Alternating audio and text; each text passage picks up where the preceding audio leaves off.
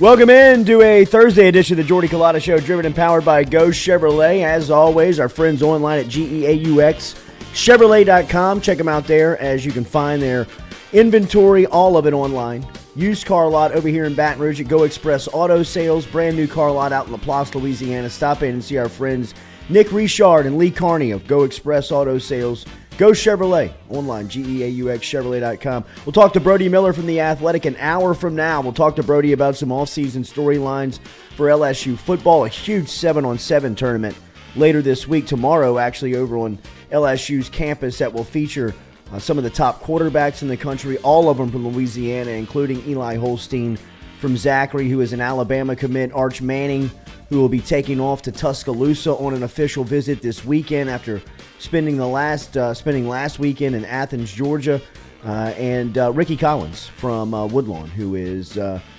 fast name rising on recruiting boards and a Purdue commitment. Last week he was on his official visit to Purdue. We will talk to Brody Miller coming up here at 8 o'clock this morning. You have LSU football questions, get them inside of the chat app. We appreciate you starting your Thursday here with us. Make sure you hit that like button, share button, comment button, as we'll be here with you until 9 a.m. this morning. We'll also talk to our friend David Allessi from the F1 on Podium podcast at 8:45 this morning to get the latest on what's going on in that sport. Remember, you can follow and get that podcast wherever you listen to your on-demand stuff. Apple, Amazon, Google, Spotify, all of the podcast spots. You can pick up that F1 podcast that we are talking to those guys each week here on the Jordy Culotta Show. Last night, the NBA Finals, the Boston Celtics look like they may have too much size, speed, and power for the Golden State Warriors, as the Warriors got a really good performance from Steph Curry. Just wasn't enough for Golden State. They were held to 11 points in the fourth quarter. That is the lowest in the NBA Finals. You never expect that to come from Golden State's sharp-shooting team, but Jaylen Brown last night had 27, Tatum had 26. Celtics, in a very energized building up in Boston, was able to beat down Golden State to take a 2-1 lead. Quick turnaround here, the quickest turnaround of the series.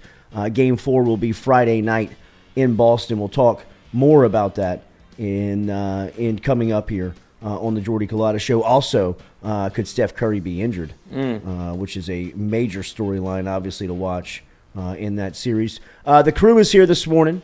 We got everybody here. Stewie is here. Lloyd is here. Noah is here. We got Jamil from Where My Dog's At. Rose Show will be on tonight, 6 to 8 o'clock, so make sure you're tuned in and following Rohan and Where My Dog's At on all social media, including their YouTube channel that you can just search and make sure you give them a subscription coming up here tonight, 6 o'clock, part of FM Digital Media.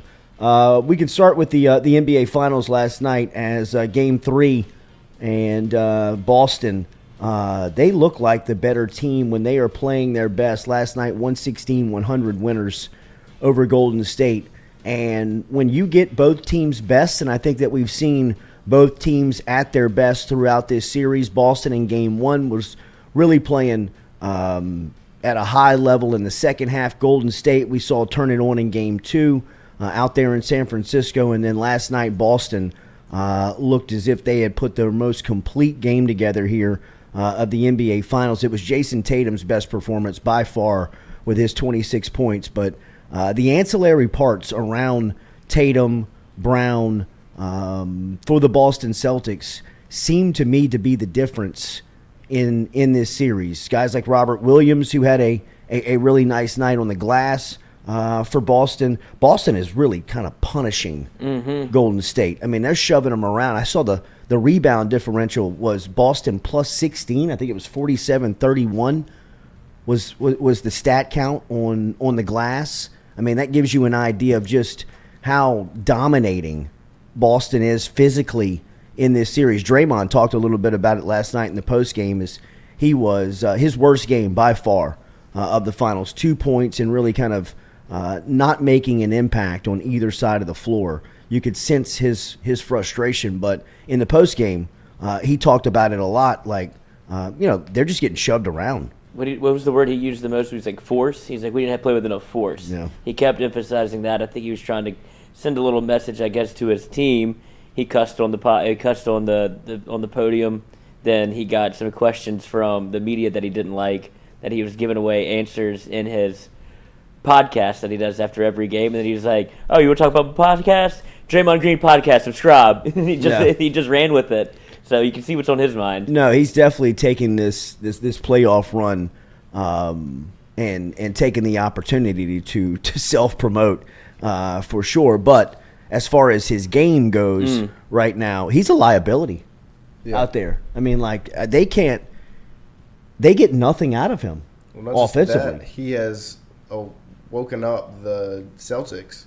And, like, usually when Draymond hits, not a lot of people hit back. But the Celtics have Grant Williams, Robert Williams. They've all kind of, pushed back against him. And I think that's why he's talking about force.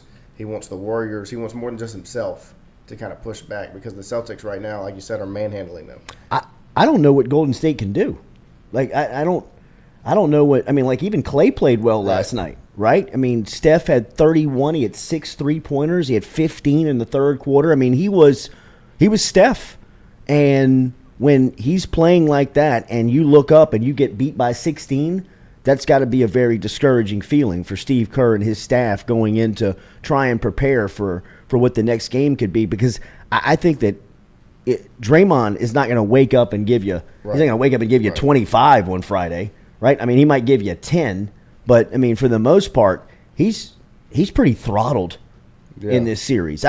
Do they have anybody on the bench that they can go to? Because I mean, I know people are like starting to talk about James Wiseman and how he would make an impact on this series, but he's injured. But I mean, that is what they're missing: young, athletic, being able to run. I mean, if you look at Boston, I mean, Brown and Tatum are fantastic. And look, Brown last night had a spectacular game, and Tatum finally really showed up to the NBA Finals.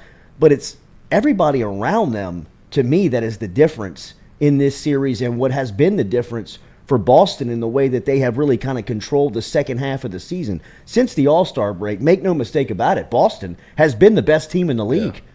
Right? I mean, you could even probably throw Dallas in there. Like, Boston and Dallas felt like they were the best 2 teams in the league in the second half of the season, and Boston is looking like they see the finish line, and they're getting better as they come down the stretch here. I know Game 2 and Game 3 were polarizingly different in the way that Boston performed, but last night seemed more like closer to the median of what and who they are, of just kind of team on team. And if you get Golden State's performance, like, I mean, if you tell me pregame yesterday that you're going to get 20 plus from Clay, you get 31 from Steph, he's going to hit 3-pointers from all over the place on the road against Boston, I'd say, okay, it's definitely going to be closer than 116-100. Right. And Golden State's probably going to have an opportunity to win it in the fourth quarter. They had no shot in the fourth quarter. And the Warriors even did the thing. They did the Warriors thing in the third quarter where they come back, put an absolute avalanche of points on you, and a lot of teams cave under that. Like, oh, here come the Warriors. Like, this is what they do every single playoff game. Third quarter is always their quarter. They did that. They actually take the lead when they were down, 15? And they were able to actually get like a 4 or 5 point lead, and you're just like, all right, now we have a ball game. Like, this thing is on. And the Warriors they fizzled out. And we were talking a little bit before the show. It's the first time I've seen them look old. Yeah. It's the first time I've seen them look absolutely just out-juiced. Well, and you kind of forget about it. I mean, Clay's coming off 2 devastating injuries, an Achilles and a knee. He can't look move. out there, Steph Curry's got gray hair. Yeah. You know what I mean? I mean, you look down at the stat line, Draymond's giving you 2 points. I mean, 6 fouls. They feel old. I mean, Wiggins has gray hair. Right. And it's not on the offensive end. Like, that's what people were like, well, they can't be that old. They're still scoring. It's not the offensive end that's affected. Even when they were making that run in the third quarter, they never started to pull away or gave themselves any sort of room. They just let Boston kind of hang around. They started pulling it back, but at the same time, I mean, they're shooting threes. I mean, Boston's still going down and scoring the same possession. So they were never able to make a real run. Yeah, really punch Boston in the face with anything, because on the defensive end, they're just not that good. This is the first time the Celtics have been scoring in the paint, right? And this is they changed their game plan. They were trying to outshoot Boston early on. Well, I think they recognized that beat them the hell up. If you make this thing a boxing match, they can't match up with you. Brandon Hollingsworth says he'd give Kuminga a couple of more minutes. I mean, that's what they need. That's the athletic, I mean, he's a rookie, right? He's just such a raw. He's just very raw that you're scared to throw him in this moment. And look, coaches, you usually feel more comfortable losing with the players that you trust rather than trying to take a gamble and win on players that you don't know.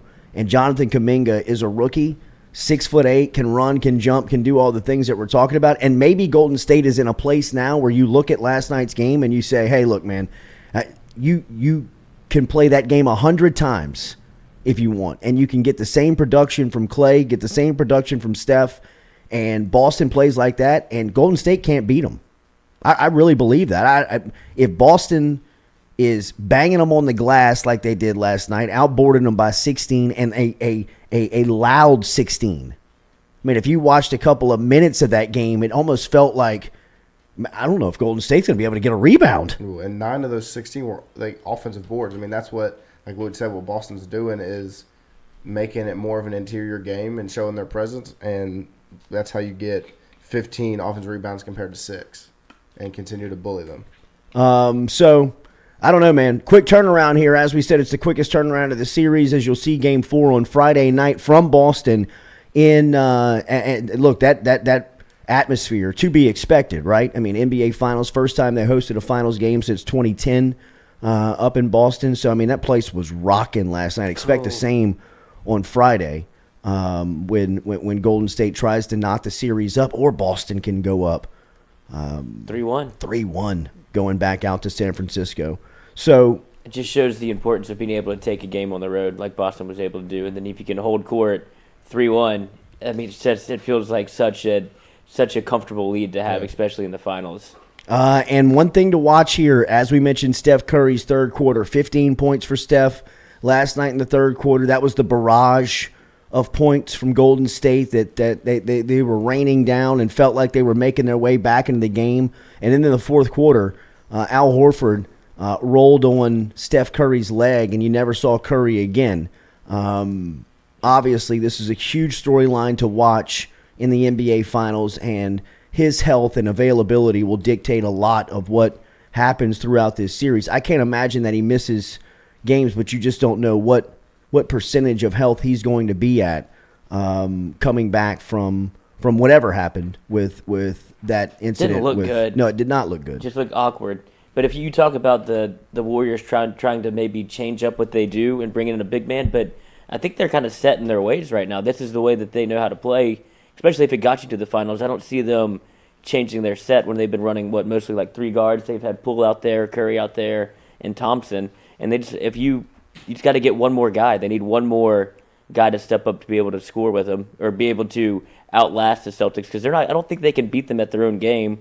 I don't think they can beat the Celtics at their own game, so they're just gonna have to hope that the Warriors continue to trust in their offense, run Clay off screens, let Steph be Steph if he's healthy, and then get something from James Poole, so maybe Andrew Wiggins. They just have to have one other piece step up, and that's really their only chance, because you're not going to be able to out-physical them.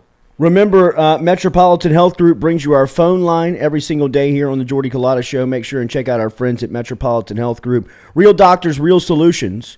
Charles Harvey and Jason Ramazan over at Metropolitan Health Group. We appreciate them as always. Brody Miller will be here at 8 a.m. this morning. We'll talk to Brody about some LSU off-season storylines around the football team coming up this summer. It is really camp season for football programs around the country, specifically down here in Baton Rouge in the SEC, as LSU is hosting a flurry of their camps this week. We saw them have the Golden Cleats camp earlier this week, which is the female-based camp that they had over on the practice field. Today is the youth camp for LSU football, as you will have a lot of youngsters in between the grades of 5th and 8th grade over at the practice facility all day. And then tomorrow, Stewie and I are talking about going out to the 7-on-7 camp, which is going to feature a lot of the big names within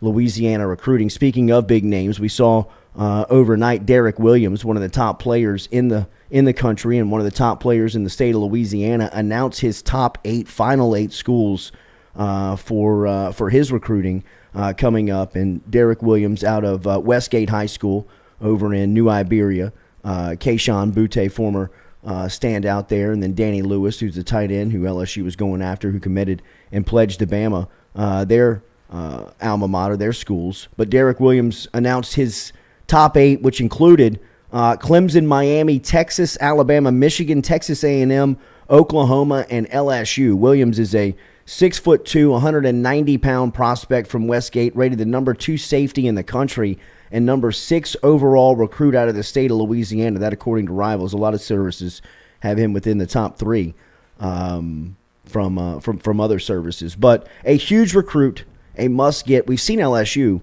make a lot of moves in the defensive backfield early on in this recruiting cycle. Michael Doherty, who's the one out of Texas? Ryan Yates.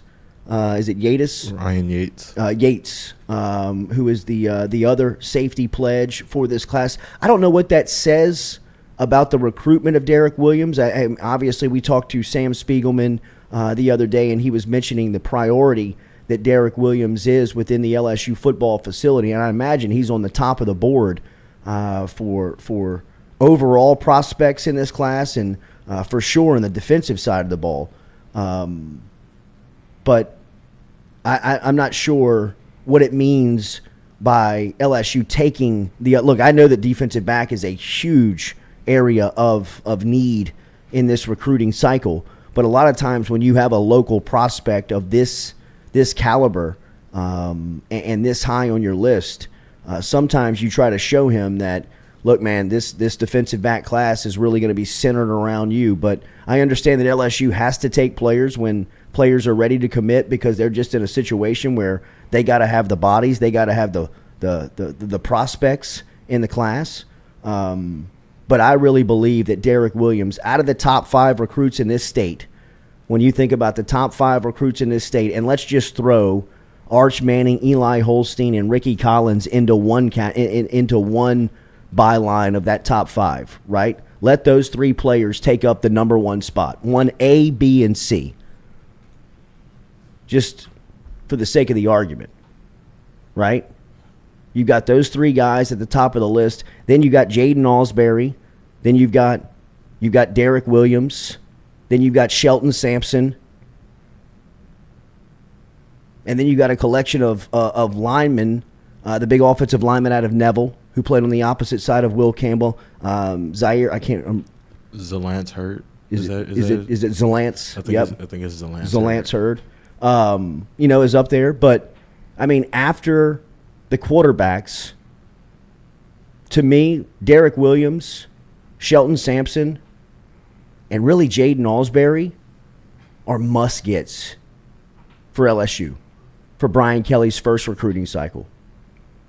I mean, what a statement it would make. Because make no mistake about it, Nick Saban came over here and grabbed Danny Lewis just because he could. Just to send a message to Brian Kelly. You need a starting tight end next year? How about I take the starting tight end that you're promising is going to play against Florida State, a kid that grew up in New Iberia, waving LSU flags on his front porch since he was a kid, to come to Alabama in the 11th hour of the recruiting cycle. I mean, after Brian Kelly's dancing on social media, Danny Lewis is looking like he's at home with LSU.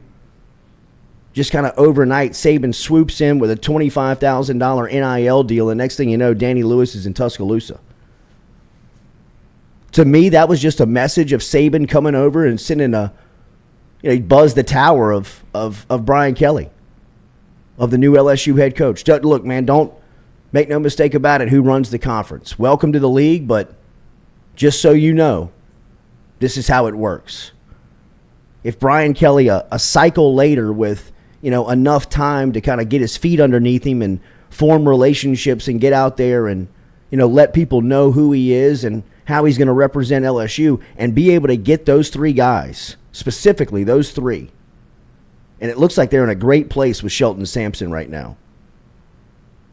As Sampson's putting some social media out from his latest visit to LSU, and it looks like a lot of love back and forth between LSU and Sampson. I know that Texas A&M's in it. I know Georgia's in it. I know Alabama's creeping around.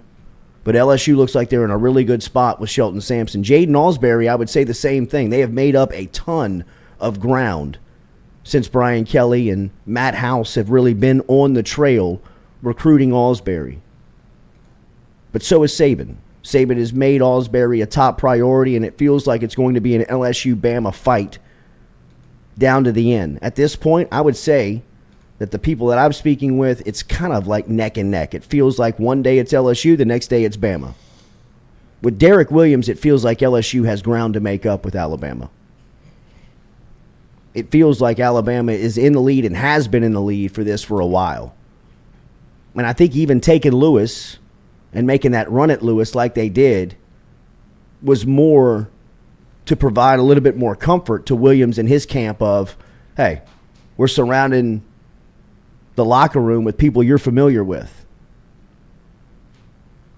I mean, they almost got Kayshawn. So, from just a recruiting approach standpoint with the top in the state, to me, Williams is as prized that's in the class, but also feels like there's some space to make up for LSU to become a legitimate player and finalist on this list. Out of those 8, bring it back up one more time, Stewie, the picture. It really feels like it's just going to be an Alabama-LSU battle. Or LSU's going to have to get into it to really battle to the end with Alabama. It feels like Alabama's in the lead. I mean, that's what Saban does, right? He comes, look at the talent he took last year from Louisiana. He comes back and he gets to pick and choose wherever he wants. He gets Danny Lewis, who I don't think is an absolute, he's not going to play at Alabama, right? Like he was going to start for LSU just because they needed a tight end, but it's more of what shows that what Nick Saban can do. He's like, oh, y'all need him? I'll go take him. Any player that you think is on LSU's board, Nick Saban knows that. And I believe he has a relationship with Williams. And so if they're, like, he took him to maybe get Derek Williams. Like, Saban thinks, 2 moves ahead, but it just shows a player that he doesn't even need, shows how easily he can go into the state and take some that LSU had an absolute want for. Hayden Paris says, this show thinks Danny Lewis is a blue chip. He's a project player at best. Yeah, no, I believe that too. But you have to understand the priority that LSU put on Danny Lewis. Right? LSU is in a dire state of needing players at tight end. And the recruiting pitch they were making to Danny Lewis is if they were recruiting a 5-star recruit, 4-star guy, just because of the need that LSU had. I'm with you. I don't think that Danny Lewis ever plays at Alabama. I think that you're looking at a situation a couple of years from now where Lewis might be looking for a spot to play and may end up back at LSU. Who knows? But I think that what I'm saying in using the Danny Lewis example is it's the best to look at how Saban can needle and mess with LSU. LSU made Danny Lewis such a high priority that Saban didn't even know who he was probably a month before that in the cycle. And looked over and said, who's Brian Kelly going after now that he's on the job in their recruiting? I don't know, he's making dancing videos with this tight end out of Westgate, Danny Lewis. Looks like he's a high priority for them. Oh, really? Huh. All right. Get one of those guys that'll get on their knees as soon as I snap my fingers and tell him we need $25K for an NIL deal to pull some no-name tight end out of some Lafayette suburb and get him to Tuscaloosa. Done. Perfect. So, Hayden, I'm not selling Danny Lewis like he's Tony Gonzalez. Like he's some first ballot tight end. I'm just saying he's a high priority for LSU, and Saban just swooped in and just plucked him away and really has no plan for him. So if LSU can, in a cycle later, come back, go to Westgate and say, hey, look, you're a much higher priority than Danny Lewis was to Derek Williams.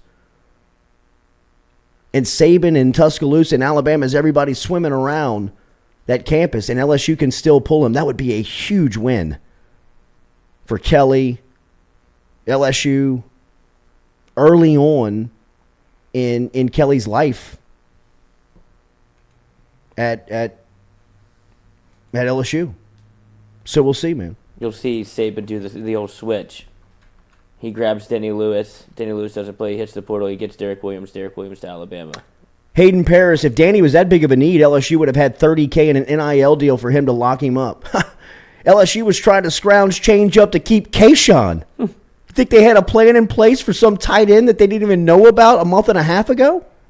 That's the issue in what we've been talking about with NIL, Hayden, is that LSU was very unorganized as compared to other players in it.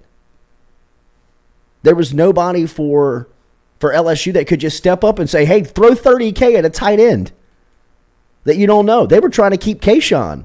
And then once Kayshawn got paid, Malik Neighbors wanted to get paid. Once Malik Neighbors got paid, Mason Smith wanted to get paid. Once Mason Smith got paid, Allie Gay thought about coming back. He needed to get paid. So you were trying to keep your own roster intact before you were even thinking about going out and paying, 2-3-star tight ends to come to LSU, especially $30K. And that's what we're talking about in the competitive shift in what NIL brings to not only the in-season stuff that's happening with your roster, but the recruiting wars that you're going to get into. If it was that easy, yeah, it makes a lot of sense. It's just those phone calls, or at the time, there was no structure in place to say, hey, we need $30K for a tight end. I don't even know if there is now. And this is just recruiting we're talking about with Brian Kelly in his first year. Wait until it gets into the season against the SEC when he's never coached before. Like, if he thinks this is the hard part, brother, the games are even harder. Like, you're competing against the talent that you're losing. There's a reason that everybody wants the Cats in Louisiana. They're all going to Alabama. Now you have to line up and play against them. You're going to realize real quickly how badly you want the in-state talent. It's not about recruiting nationally that much. Donnie T, so Bama's roster is that far ahead of LSU that a player that wouldn't play for them but can play for LSU goes there? Yet in this case, yes. Watch what LSU trots out at tight end against Florida State. Look up Danny Lewis's film. He's not SEC ready, but he would compete for playing time. Nick Storrs is coming back on LSU's tight end room right now. Probably play way too early. Not ready for it, would have to have and go through some growing pains to get on the field that early in the SEC. But LSU's got such a need at that position that, yeah, in this case, the playing time that LSU was offering was not worth the $25,000 that Alabama did to say, hey, come bury yourself on the depth chart. Hayden Paris, I think it's overblown. You think what's overblown? What is overblown? That's the story. Go back and rewind the timeline. This is the guy that LSU and Brian Kelly was dancing with. The social media post that went, viral. It looked as if Danny Lewis was all but committed to LSU. And then 72 hours later, he swooped up and going to Alabama? How? Well, they paid him. Why can't LSU? They're not organized to get it done. It's not overblown. That's it.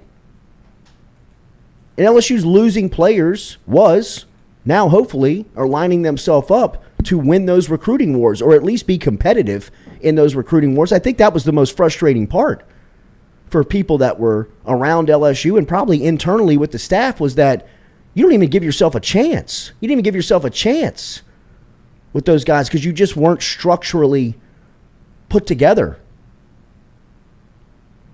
I think that'll be different this recruiting cycle, that from at least a competitive standpoint, that you're able to have those conversations, right? Because there is a plan and a mechanism in place to help you at least have the conversations in those recruiting battles. We'll talk to Brody Miller about it coming up here at 8 a.m. Real quick, do you think that LSU's plan has changed at all on the recruiting front? Like, do you think that they have more of an NIL-based offer? Is it still, we'll figure it out? Or is it, look, we have this, and this lined up? Because obviously you have to compete with that. LSU tried to do it the right way when NIL started. You saw them put up the billboards in New York City for Livy Dunn. Everybody already knows who Livy Dunn is. That was the original thought behind NIL, was to promote the people that you knew needed, like, that you knew the name, image, and likeness was, to promote the superstars. LSU put all their eggs in that basket. Meanwhile, you have A&M running around going, no, we're keeping this money to pay recruits. Like, that's what name, image, and likeness is for us, because there's no rules. LSU tried to play it by the book. Do you think that strategy has changed at all? Absolutely. 100%. I think that when they rolled out the NILSU campaign in Times Square and Livy Dunn was doing cartwheels in the middle of New York City, that, they were just trying to capitalize that they had a popular athlete and this stuff had just been legalized. They had no plan in place behind it on how they capitalize and bringing people in and having their program succeed off of a plan that's currently in place. Now, at the time, the legislation said that, the school could have no part in the language of NIL, whether that was being able to connect a student athlete and a business owner, or just being able to educate, right? And let them know these are the things that, would benefit both LSU and the player. I think the cloudy part, especially then, was I don't think anybody anticipated, or I got to imagine people anticipated. I don't know if they anticipated it becoming, so vigorous so fast, was how much it meant in recruiting. Right. Like how much it was going to be a part of offering. And that's why I've always said that Texas A&M they were ready for the project. They understood the assignment. While other teams were trying to figure out, even kind of like while the plane was in the air, how do you use NIL to benefit you in recruiting? Texas A&M was, approaching people with language already written, contracts to be signed, and money that was already allotted to be paid to people that were going to come to campus. And, you saw the frustration of what it does to even Nick Saban. Still boils him over, as you heard from him a couple of weeks ago. So, this stuff is real. It's real. Shifting the competitive balance. Absolutely, man. Will Joseph, sky is falling. No, it's not. It's just the real. It's the real nuts and bolts of what college football, intercollegiate athletics, recruiting at this level has turned into. And, these examples of how LSU missed out on those types of players are really starting to come out now on why.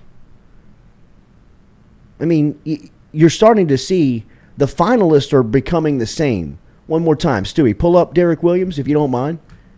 The finalists for a lot of these big-time guys, they're all going to start being the same. You see Miami creeping in to a lot of people's finalists now. Texas A&M's all over people's finalist lists. You see Alabama continually on people's finalist list. Texas, another big player that is steadily in the final list of players out there. You'll start to see USC more on final. Why? Because they got NIL money. Clemson is the real shocker up there. Yeah, I don't know why Clemson is there. I'll put my life on it. Derek Williams will not be at Clemson. Made for a good picture. It's just because they're not doing NIL, right? Like I'm sure they are because they have to, but their head man is staunchly against it. Exactly. He has that old school mentality of how college football should be run. He likes his power. I'll put it that way. Relax. It's obvious. Hayden Paris, the finalists have been the same for the past. No, they haven't. You haven't seen Miami. You haven't seen Texas. You haven't seen USC. Over the last 12 years, those schools have become very insignificant in college football. They're starting to get players. They're starting to get top-end 5-star recruits because they're paying them. Texas A&M hasn't always been a finalist for everybody. They've just become a finalist for all of these big-name players that you see all over the country. Why? They got money. Not only finalists, getting them in spades. They'll be top 3 also, I would imagine. Yeah. That's just how it works now. Go back. They've had one every couple of years you've seen them take a little bit of talent out of Louisiana, and now they're, like you said, they're on every list now because of what they offer, and you'll see them every time because there's one real reason to point to no matter what Jimbo says. I think it's very apparent. They've got something going on there, and they had the best plan in place, and the rules aren't changing. You can bitch, moan, do whatever you want, threaten to fight people. This is where it is right now, and it's not going to change this year or next year. Remember, Daily, we were brought to you by our friend Daniel Newman over at Edward Jones. Get in touch with Daniel Newman if you were looking for financial advice this morning. He's easy to find out there at Market Square Drive over in central Louisiana. He's got great experience in handing out financial advice. He's our financial advisor. He's been great to work with over the last year and a half, a great return as well to some of the investments that we made early on, as Daniel Newman is always transparent with you, sending over the numbers, keeping you up to speed on what your money is doing and how it's working for you. Daniel Newman putting your money to work for you, letting it bring you money back. An experienced financial advisor over there in Magnolia Square Drive, which is located in central Louisiana. You can dial straight to him at 225-261-8262, 225-261-8262, or online email him, daniel.newman@edwardjones.com, daniel.newman@edwardjones.com. If you work within the industrial space over in any of the plants here along I-10 or any of the plants along anywhere, and you are looking for financial advice, let Daniel Newman help you out. He's very well experienced in that trade, has answered a lot of confusing questions that you may have along the way. Let him show you how much he understands, and let him, as we said, put your money to work for you. Daniel.Newman@EdwardJones.com, Daniel.Newman@EdwardJones.com. We'll be back with more of the Jordy Culotta Show, driven and powered by Go Chevrolet.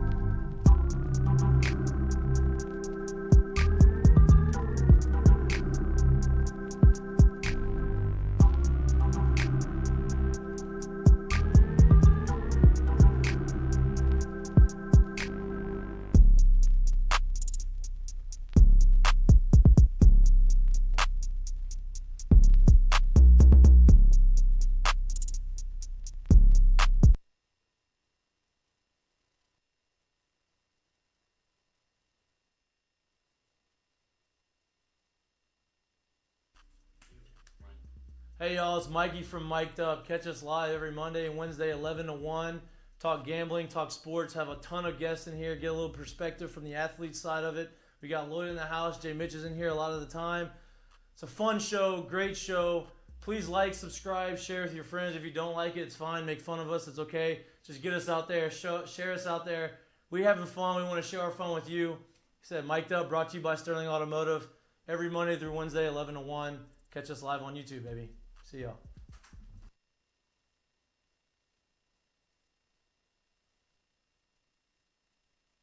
Southern Eye Centers, located at 6859 Jefferson Highway right here in Baton Rouge, has been serving your eyes for over 40 years in the capital region. They offer friendly service in a helpful environment with the highest level of personal care to manage your eye health and vision needs. If you want more information, log online to southerneyecenters.com. That is southerneyecenters.com. Stop in and check out their beautiful office located on Jefferson Highway right here in the capital city. And remember, each time you walk in there and you mention the Jordy Culotta Show, Dr. Ann Shaw and Southern Eye Centers will take 25% off of their fantastic selection of sunglasses. All you got to do is mention the Jordy Culotta Show. Check them out. southerneyecenters.com, and located at 6859 Jefferson Highway.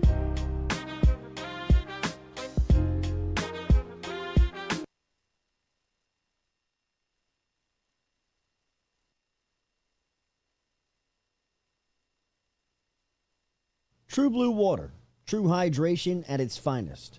Right now, you're only a few minutes away from getting your 5-gallon water delivered to you, just like we are over here at the UDL. all you got to do is log on to truebluewater.com. That's TRU bluewater.com. The website's fantastic over at truebluewater.com. You can get your service and find out how quick it is. You can schedule a delivery, even hop on the billing system right there at truebluewater.com. TRU bluewater.com.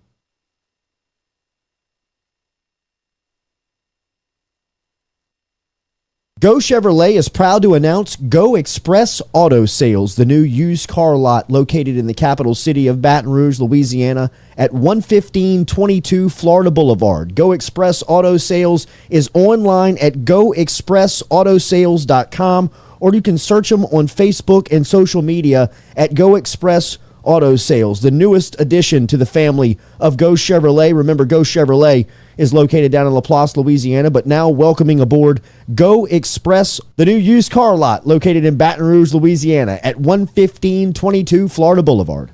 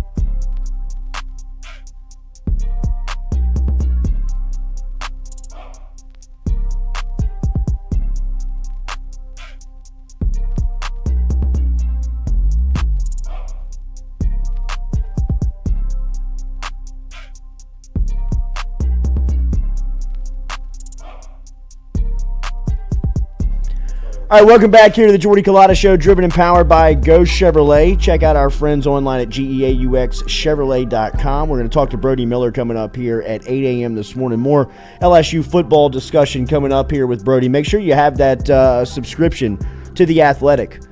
Easy to get over there and pick up that off-season subscription to keep up with the storylines for LSU football, covered by our guy Brody Miller, who is covering the Tigers, as has been for a while on the beat over there. If you have not subscribed to our YouTube channel, please make sure and hit that subscription button. Like, share, comment on the post. We appreciate all of that interaction with you every single day. It's been confirmed Jamar Cain, LSU defensive line coach, going to be in studio with us on Monday morning. Then we will have Joe Sloan in studio. Looks like Wednesday of next week. And then Brian Kelly making his debut on the Jordy Culotta Show next week. So turning into a little coaches show in the middle of June here during the dog days of summer down here in South Louisiana. Damn, it's hot, bro. I mean, it was scorching this morning. No sunlight. You like it like this, though. I do. I would much rather it be mid-July than mid-November. Any day of the week. I will sign up for hot weather over cold weather at any point, anywhere. I don't see how people live in a part of the country where it snows 7 to 8 months a year.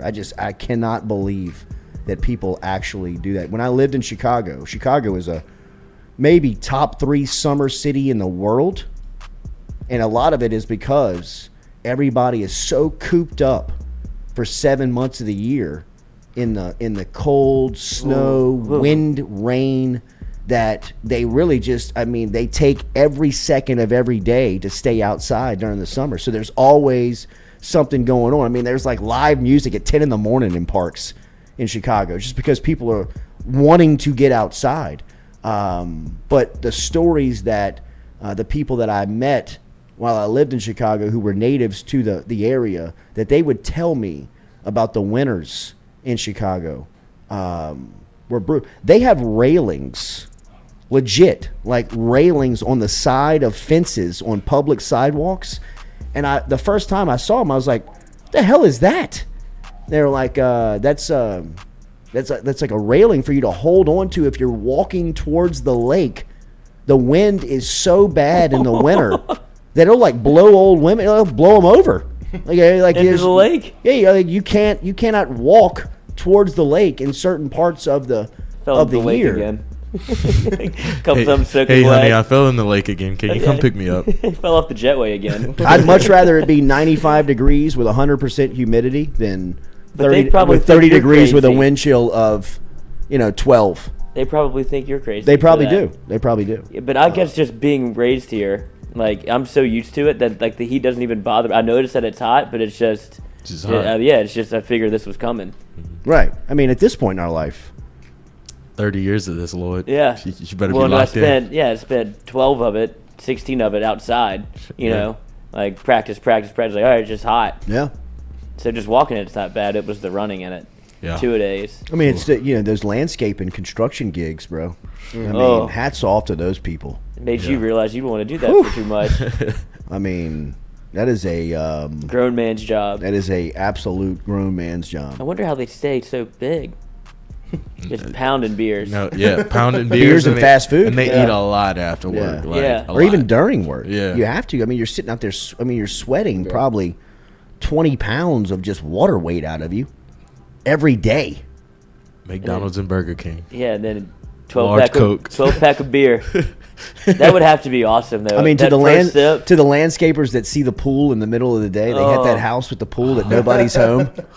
I mean, how many people got down to fired? the boots, boys.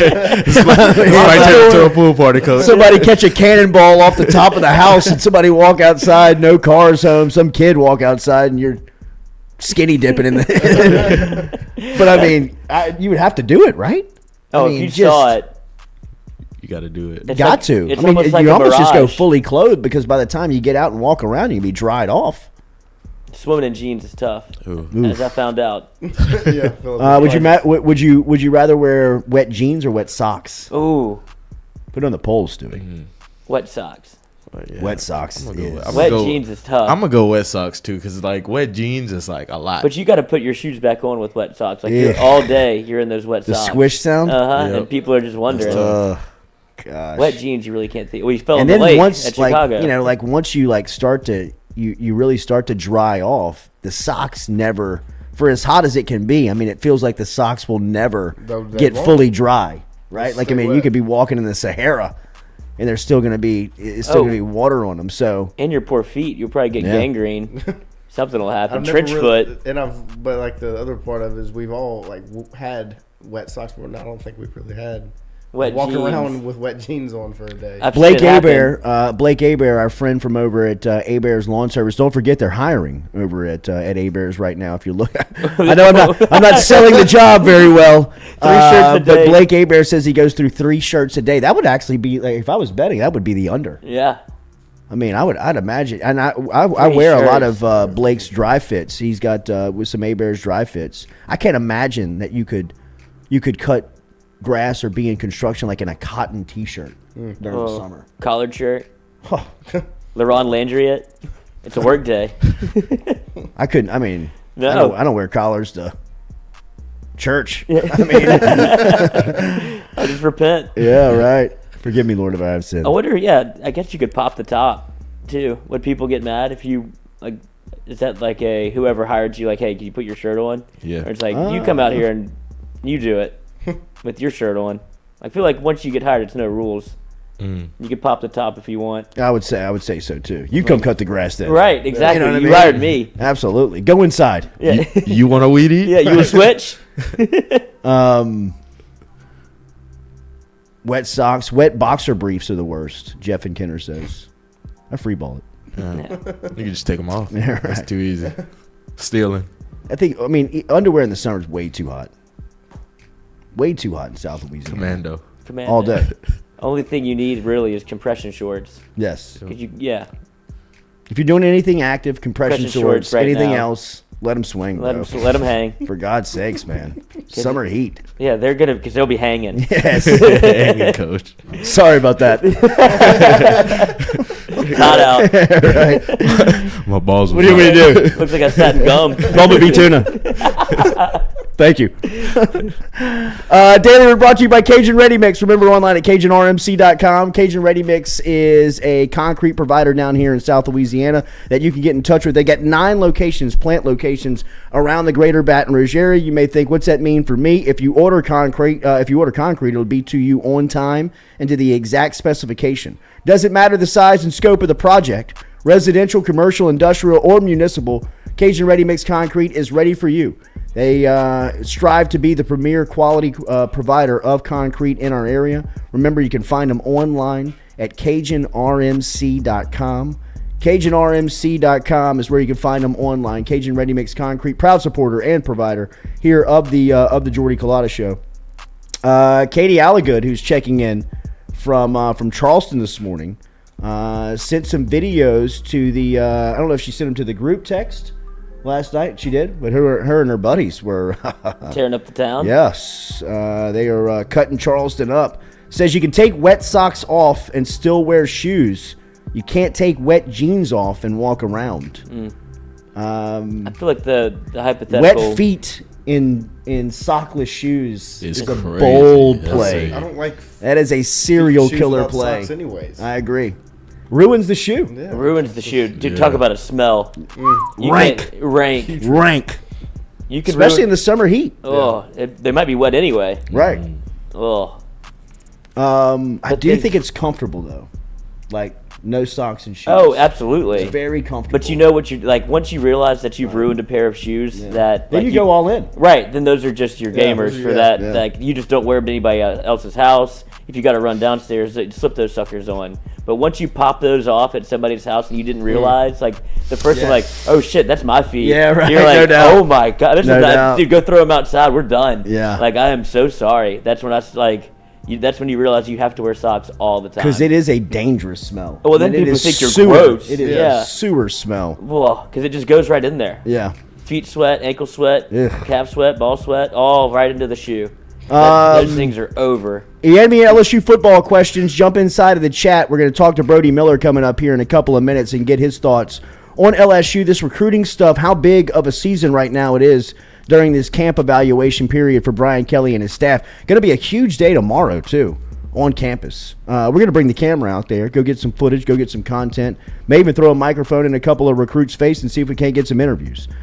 Big 7-on-7 tournament over on LSU's campus today. It's the youth camp today. Dropping a little J over there this morning before the 10 a.m. start time. Hopefully this is not some babysitting service. You want him to learn something? Not like I'm not looking for him to get out of the back pedal to the sprint, but I like to compete all day. Yeah. I mean, to me, the funnest days at camp is just when you split the squads up and we just run 7-on-7. So that would be babysitting. Scrimmage days. Not really, but I mean, Roll the ball out, let them go. If you got, I mean, what I hate to walk up and see on camp is people sitting around. Yeah. I would see a lot of that at the Les Miles at Ogeron camp, where it was just a lot of, post lunch of like these hour and a half, 2-hour windows, but everybody's just kind of like dogging it. Yeah, you got a chance to walk around. Like I don't want to walk around. I want to do something around the football program. And the kids want to play. Absolutely. That's what I'm saying. So, I mean, yes, that could be, I guess, termed a babysitting service, but if you've got high-quality coaching overseeing that stuff, that's a good part to get. Yeah, you can get better out there doing that type of. I'm sure they'll do, like, bag drills, probably Yeah. a couple of handoffs, run a swing route, stuff like that, run a couple goes, maybe a little hand-timed something. Sure, a little testing. Yeah. Maybe a little one-on-ones. A little one-on-one. You see, you don't want to get too one-on-one because kids cry. And I'm not signing up for that. But that's what I'm hoping some of these camps can really, prove. Like, the real-world stuff. A lot of these dad ball that people play around their schools and around their programs is just unrealistic. It's such a fantasy world of what really happens. And to me, if I'm sending my kid to a D1 football camp, I know he's not like a D1 prospect in 6th grade, but I want him to get like a D1 experience. I want him to see hey man, you're not going to play football because your dad's the coach. You know what I mean? Like, that's not how football works, right? Like, when you get to a program like this or to this level, if you're good enough, you're going to play. And here's what it takes to be good enough. I mean, those are the conversations and stuff that, look, I'm having with my kid, but it's obvious when you go out to a youth field, court, gym, anything, they're not being had by the masses. Right? I mean, like, there's a lot of fake, unreal expectation from the parents that, you know, I mean, goes into the kids. And to me, a camp like this is a great place to really kind of separate the haves from the have-nots. The real from the fake. Absolutely. There's no, like, parents allowed there. Like, I'd imagine that they're able to probably stand on the fence. That's where they like to post up. Yeah. Fence posters. All day. Like, you got to have something else to do. Nothing. Clear the schedule. And for then camp. They'll go over the fence and be like, John, yeah, get him. Yeah, hey, right. Dad, okay. Catch the ball. Yeah. I'm trying, bro. 2 hands. Left foot back. Yeah, right. Bro, this kid's hopeless. Right, man. Cooked. Yeah. Grab the water. Yeah. You know how to, don't put your mouth on that. All right, Brody Miller coming up here in a couple of minutes. We'll talk to him about LSU football as the Tigers are in the offseason and getting ready for it. We'll ask him some of the storylines that he's watching coming up with LSU when he stops by here in a couple of minutes. As we tell you every single day, we're brought to you by Barker Brothers Plumbing and Works. Get in touch with Barker Brothers Plumbing and Works to take care of all of your plumbing needs. Whatever plumbing needs that you have over at the house, they can take care of it. They specialize in all works of plumbing, industrial, commercial, and residential. As we tell you every single day, they're number one and the number two business. They got experienced carpenters on staff along with plumbers, which can help you with your industrial or your residential remodel. They cover Greater Baton Rouge every single day. Got 2 trucks on this side of the river every single day. They're located over in Plaquemine, Louisiana. Only way to get in touch with them, the only way, there's no social media, there's no website, is the phone number, 225-776-2431. 225-776-2431 is the phone number. Mention the Jordy Culotta Show and save yourself 15%. Brody Miller is tapped in. We will get to a call with him next from The Athletic. Remember, Brody Miller over at The Athletic. Get your subscription today to keep up with the latest on LSU sports. Brody has a last write-up on LSU baseball. But we will dive into LSU football with The Athletic's insider on the Tigers next here on the Jordy Culotta Show, driven and powered by Go Chevrolet.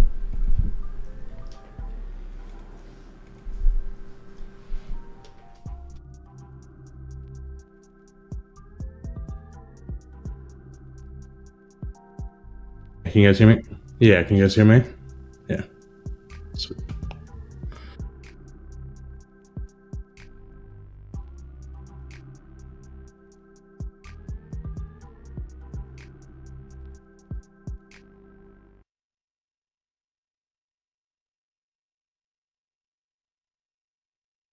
The Jordy Culotta Show is brought to you daily by Morales Roll-Offs. Morales Roll-Offs provides dumpster rentals for residential and commercial needs in Baton Rouge and surrounding areas. Morales has roll-off dumpsters ranging from 10 yards to 40 yards to accommodate all of your disposal needs. Search online, moralesrolloffs.com. Do you have questions about your finances? Are you looking for recommendations from a skilled financial advisor? Get in touch with our friend Daniel Newman over at Edward Jones. You can find him easily by logging online and shooting him an email at daniel.newman@edwardjones.com. That is daniel.newman@edwardjones.com. Whether it is help with your 401k or just fiscal advice heading into the new season, get in touch with Daniel today. Best way to do it? Email him, daniel.newman@edwardjones.com. He's our experienced financial advisor. Let him be yours, daniel.newman@edwardjones.com.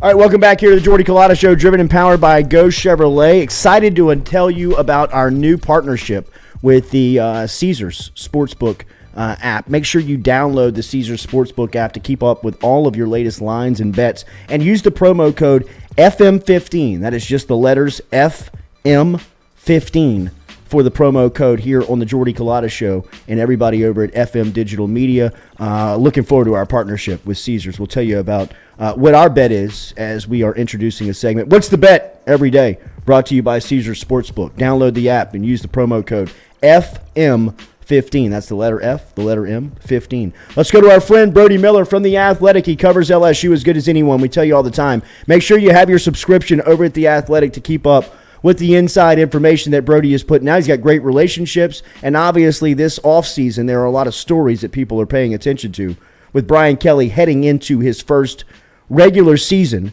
with LSU. Brody, good Miller. Brody. Oh, good Miller. Good morning. Good Miller. Good Miller. Good Miller, good morning. Thanks for having me. Yes, bro. It's good to see you. SEC spring meetings last week. There was a buzz around that, obviously, from the wake of Jimbo Fisher and Nick Saban. All of that seemed to be quelled, but there were storylines that popped out of it. What'd you learn from Destin last week? Yeah, I think one of the main things, obviously, is all anyone wanted to talk about was the scheduling format, and I think that is the number one storyline from it all. But, of course, not much actually happened. I mean, it's still coming out of it does feel like it is eventually headed toward that 3-6 model. It does seem like that is still the favorite. But, yeah, of course, they couldn't quite agree on something, for a multitude of reasons. And I'm sure that's something that'll take a few more months. And, I think there are others who are better experts on it than me that it should get rolled out in the next few months. But I think that's the main thing that I took from it. But yeah, I mean, it's always a wild week. LSU is urging and pushing for this 9-game schedule within the conference. Do you see an advantage either way, or do you see both sides of this argument? I see both sides, but I still think there's one that should clearly win, right? I think, and sure, I think the 9 team for an LSU, for example, a lot of that is partially rooted and it makes you more money. I mean, yeah. So I don't even know if it's necessarily advantage as much as that's a huge victory for everybody. But the other side, yeah, I mean, of course, if you're Missouri and you're a team that's usually fighting for bowl eligibility most years anyway, the idea of adding another conference game that could really hurt you. I get it. I just think that side's going to lose out. I feel decent about that just because, one, the power teams are usually going to win these arguments, and 2, just 9, it just seems like the SEC's headed that way. And there is so much discussion about the frustration of, not seeing teams for years and all that. And I think the 9-team 3-6 model just really does check a lot of boxes. It's the best for us as fans, I think, as people who like college football, to be like, hey, I get to see these 3 traditional rivals. And then I still get to see every team every other year. And I get to see, a Tennessee more often that you never get to see. So I think almost everybody wins in that scenario. And it just seems like it's headed that way anyway. How important is this part of the schedule for Brian Kelly and his staff to bring prospects onto campus, be able to not only evaluate them on their practice facility, at their practice facility, but begin to either maintain the relationships that they either started back in the spring or start to develop relationships with future recruits? How important is this part of the schedule for Kelly and his staff?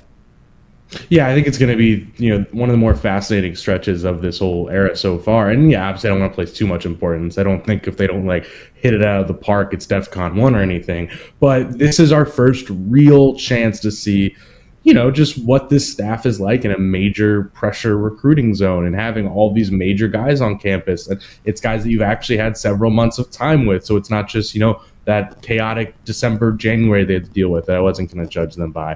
This is, hey, you got all these guys on campus. These are your guys, and can you get them? Because it's fascinating because it's kind of the the situation that Ogeron found himself in a lot, where it was like, man, LSU is linked with all of these massive 5-star defensive linemen and these huge name quarterbacks from across the country. And you're like, wow, that's interesting. But then come February, and I know Ogeron had plenty of great classes, but still, a lot of times those guys that you weren't sure if they could get, they didn't end up getting. Those big, your Jordan Birches of the world or Caleb Williams is. And I'm just so interested to see if Kelly and his staff are able to win those battles. If they are able to win with a Jaden Rashad or a Dante Moore. If they are able to make up ground with, a Dante Wayne or a Nicole's Harbor, guys like that. I'm not going to like drastically hold it against them if they don't, but it's just going to finally tell us a lot more about, hey, they have the relationships, they have the time with these guys, and they're on campus, which is a victory. Can you do something with it? I think we'll just find out a lot. I thought Nick Saban came over and grabbed Danny Lewis just because he could last recruiting cycle to show Brian Kelly and send a message to the new coach. Hey, man, everything runs through Tuscaloosa, even if I want a player that you were desperately dancing for on social media. Derek Williams put out his top 8. He is at Danny Lewis's former school. I know that you cover more of the program and what's happening, and you lean on guys that cover recruiting, but you had a great piece on in-state Louisiana prospects a couple of weeks back, which is a great read over at The Athletic. And one of those guys that detailed in that piece is Derek Williams, the safety there. And it seems like this is going to be an Alabama fight to the end. He had his top 8 put out, and Alabama's there, and LSU is there. How important is it for and look, it is year in, year out, but specifically for Kelly here in his first recruiting cycle to win those types of wars for the high-end 5-star guys that everybody's coming in here trying to pluck? Absolutely, yeah. You're absolutely right. That is the most important thing. And it's one of the biggest misconceptions, I think, in like the way some national recruiting people talk is that, they're like, hey, LSU just gets kids from Louisiana. And maybe that was true at some point. And I don't think that's inherently true. And I think when people talk about the like, hey, Kelly, likes LSU because it's recruiting, it's simpler. That's accurate. You can't deny that. It's like, exactly who your guys are. Exactly who to focus on. That is true. But it is not easier. Alabama's harder than ever to beat in Louisiana. Billy Napier's relationships from his time at Louisiana makes it harder than ever to win around here. Jimbo has a ton of success here. I mean, it is not easy. So, yeah, I think it's so easy to pinpoint being like, wow, load of the year in Louisiana. It means LSU is going to have a great class. But already it looks like the 2 5-star quarterbacks are most likely leaving the state, and Arch Manning and Eli Holstein. Tackett Curtis, for example, the great linebacker, he's the guy who Ohio State's the front runner with. Sheldon Sampson's not going to be easy. Derek Williams, to your point, that is a guy you're going to have to fight really hard with Alabama and others. And there's so many. I mean, of course, Osbury, It's just not as simple as people make it out to be. So if you have a really good year this year, I do think that could, roll into next year, and that can really create momentum and just be a statement, as corny as that can sound sometimes. Yeah. But on the other hand, if you miss on 4 or 5 of those top 150-ish Louisiana guys, then you actually can really have those conversations, those concerns about Brian Kelly. I think at that point, you are valid to ask. Senator Rick Ward was in the studio yesterday updating some of the legislation that just got passed through last session that just finalized earlier this week. And obviously we talked a little bit about the NIL bill. Unanimously flew through both sides of the representatives and the Senate side, and should be no backlash of the governor signing that bill into law. Do you feel as if LSU is on a level playing ground with at least their competition from NIL language? And how do you believe that they are forming themselves behind the scenes to be competitive in this space? Yeah, from a language law point of view, I think they have finally got themselves back in the right mix, and they should be, in a good situation to try to, get more aggressive, for lack of a better word, now. And I wouldn't say sit out, but kind of did have to limit themselves the first few months of this really getting rolling. They are still, I think they would even tell you, at a slight disadvantage in some ways, just for, several reasons. One, I don't think they want to get into those, $12 million a year class bidding wars that people are talking about. They don't want to get in your $8 million for Nico kind of deals and things like that. I genuinely think they are intentionally trying to avoid that. Two, as well as LSU just paid $20-30 million between buyouts and new hires from basketball, football, baseball, these things the last few years. I think a lot of the biggest boosters are kind of, the ones who just have the holy crap money are kind of like, I'm going to help, but I'm not going to just buy your roster every year, at least right now. So they do have some things they're working on. But what I think, and I have a piece coming out in the next, hopefully in the next few weeks, is I think LSU is working more toward a sustainable model as kind of their focus. A model that's more about, okay, here is what you are getting. And, it's straightforward, but it's real money. It's not proposed money that could get up to X, and it's kind of fake or fugazi. It's a little bit, just this is the number. and this is sustainable and you are going to get it and it's reliable. And I think that's the model they're trying to go for a little bit. But I'll have more on that in the coming weeks. But yeah, I don't know if LSU is ever going to be in the A&M, or even what Florida seems like it's ramping up to do. I don't know if they're going to be there. They might, but it does seem like they have a plan to put themselves right back in that mix. Jacob Flint's the new strength coach. He is in the hands, or he's got the football team in his hands for the next couple of weeks and getting them prepared for fall camp. And just your short research on the new staff, what have you learned about the strength staff and how they have been able to form relationships with the current group and getting them prepared? Yeah, I think that's kind of, to some extent, that is Flint's superpower. I had a piece I want to say it was late December, kind of detailing that at Notre Dame, that was his greatest thing. I know they had other guys who, I'm so embarrassed I'm blanking on the name of their renowned head strength coach, but that guy is brilliant. But Flint became the guy who was just as good and qualified and got offers from plenty of Power 5 jobs. But his thing there was he was the expert at those relationships. He was the guy you go and talk to and pick your brain on when you're having issues. And I think even deeper than that, he works really well as that liaison between Kelly and players. Not as in like players go to him with problems about Kelly, but it works both ways. He's the guy who helps them learn what he's like and what he wants because he's been with him since literally he was a player at Central Michigan. But on the other hand, I think Kelly relies big time on Flint, which like every head coach does with a strength coach. But he's the guy these past 6-7 months has been like, hey, what are you seeing? I think you can see several of the guys who left the program back in the winter. Those were guys that kind of, already were having issues with how Flint did things those first few weeks, for example. So I think Flint's done a really good job in kind of implementing how LSU is going. The rebuild of the culture, I guess, has been the buzzword, right? And the accountability stuff that we've heard over and over again, that is not fake. The accountability, system and all that has changed drastically. A lot of that is run directly through Flint and his program because they're getting the most time with them. So I think I'm not going to pretend to sit here and know, hey, I know exactly how the strength numbers are different than last year. No, sure. I don't know. But I do think that is Flint's, main strength so far. Is there a position group or a personnel position or somebody in particular that you are looking at this summer that you are expecting to make a jump from conditioning, somebody that can maybe play themselves into on the field come fall because of the offseason they could have? Quick caveat is it won't be play into something because we all think a lot of these guys, but I think receiver is an area that that LSU wants more out of conditioning wise and all that, and thinks there is a lot of room for growth. And those are obviously star players, at least five or six of them. So I think that is one that I'll watch, but it won't be as obvious to all of us.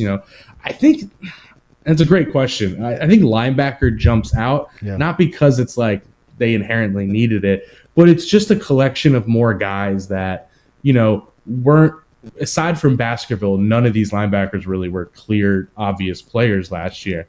So I think, and I've just heard really good things about what Mike Jones is doing, and that's not new news to anybody, or Greg Penn growing into kind of a physical star, and some of these younger guys behind them. So I think linebacker would be one I'm just interested to see if they make that kind of leap with strength and conditioning and growing. And then defensive line is just the obvious one because they have these physical stars. And I think Flint's doing a good job of really molding them into how LSU wants to play. And there just seems to be an intentionality on things like that of kind of what you want this to be. And I think the defensive line could really take a leap. Robert Steeple's name always comes up when we ask either players or coaches about people inside of that building that are making impacts every single day. What have you learned about Steeples? And he seems to be having very much a lot of success on the recruiting trail right now. And what do you know about him from a position coach? I know he's making the transition from high school to a big D1 job. Yeah, it's funny that I just spent a lot of time talking about this with Flint, but I'm not lying. Like the thing with Steeples that you just hear from every coach in that program, from every player, it's relationships. That is just the word you hear every single time with him. And that is not fake. I mean, you hear him talk at the coaches clinic for a long time. This guy thinks in depth about players and how to connect with them and how to get more out of them and how to, channel them and all these things. He thinks so much about that. His time as a high school coach, I think he would tell you most of that incredible turnaround at DeSmet, turning him into a national power, was really that part of things. So you talk to people now and they're like, Steeples, I don't know how good Steeples is a position coach so far. I haven't even heard honestly much at all about him as a football coach, more as much as others. But that part of it from around the roster, not just with cornerbacks, that is all I've heard, is how good he is at building these relationships. And the same goes for recruiting. It does seem like he is in the mix with a lot of guys, and the ones he's in with, they love him. They deeply care about him and want to keep that relationship, which, by the way, even if they don't get guys, that comes in handy when guys are back in the portal in a year or two. So, yeah, I think Steeples is a fascinating prospect because I have no idea if he's ready to be an SEC cornerbacks coach in like a pure football point of view. I don't know. But he is a really fascinating character growing in the game that I do think is going big places in the next few years. It seemed like the storyline last week around Brian Kelly is that his time on the job has been very effective up until this point. I think the national media has even started to take notice of, it feels like LSU might have the right guy when you hear him talking about around LSU football. Have you heard any return since Kelly has returned from Destin, or at least what is the feeling that you have gotten from some of your national writing friends that you may talk football with on the short time that Kelly has been in Baton Rouge? Yeah, I think you put that pretty well. I think, what's the thing that you and I have been saying from the start, I think, is that, hey, to some extent, LSU is the sports car that has won titles with 3 coaches, but for the last 18 years has been run without, really exactly some amazing head coach. Hey, no comment. But yeah, so I think a lot of people are kind of, who spend time around the program, have come down to Baton Rouge for some of these interviews, who've spent in Destin, for example, are at least coming around to our line of thinking of, you have a guy who is one of the 2 or 3 process gurus in college football, a guy who really knows how to, from an organization standpoint, which sounds so boring, but that really is what the great coaches are, is the best at running an organization. I think people are catching on to that, and they are hearing the same things we are about how much accountability's changed, how much culture's changed, and all that. I think a lot of people still have the exact same questions about, is he going to land recruiting classes in the top 3 and 5 every year? Because that is somewhat the standard. That is a question people have.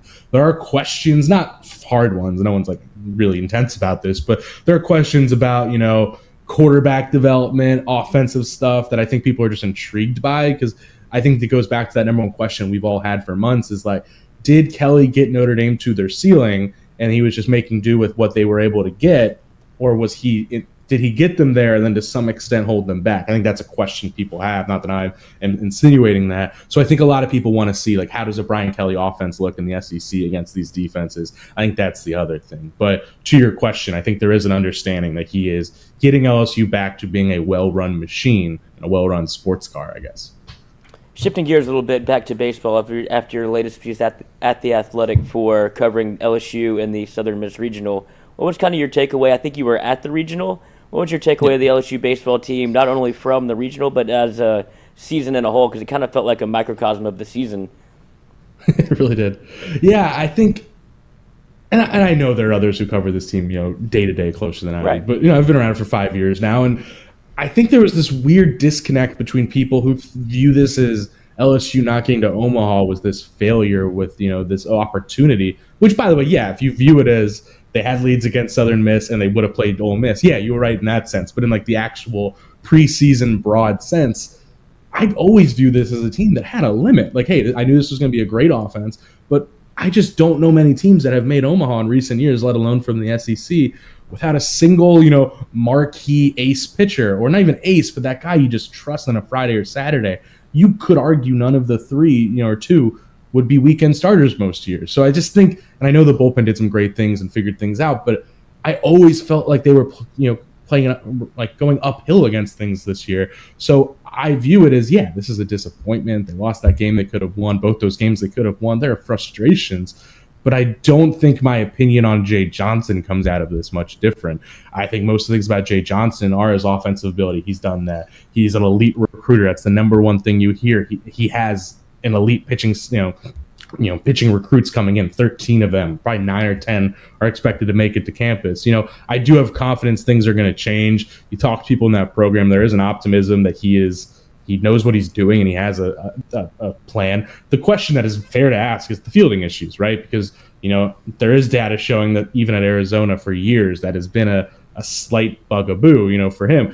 I don't know. I won't pretend to be an expert there. I do think his history is also shown with those errors. He has proven he can get to Omaha anyway, so I don't know. But that is the one thing where it's like, oh, I wonder if that is a coaching issue. I don't know. But the rest of it, I leave this year in pretty positive standing with how I think Jay Johnson's going to get LSU. Incredible Fugazi drop today. It is great to see you, sir. Have a great rest of the week. I appreciate that. Yes. Yeah, I really do. It means absolutely. a lot. Fairy dust. It was beautiful from one Italian. Yes, ciao. Have a great day. I'm not Italian, but I know I'm you're from Jersey, not. so I know I you're just not. like pretend I'm Italian. You could play one in a movie for sure. We will see you soon, chain. buddy. That's all we you will see need, a you little soon. chain under there. That's right. A little horse head for him.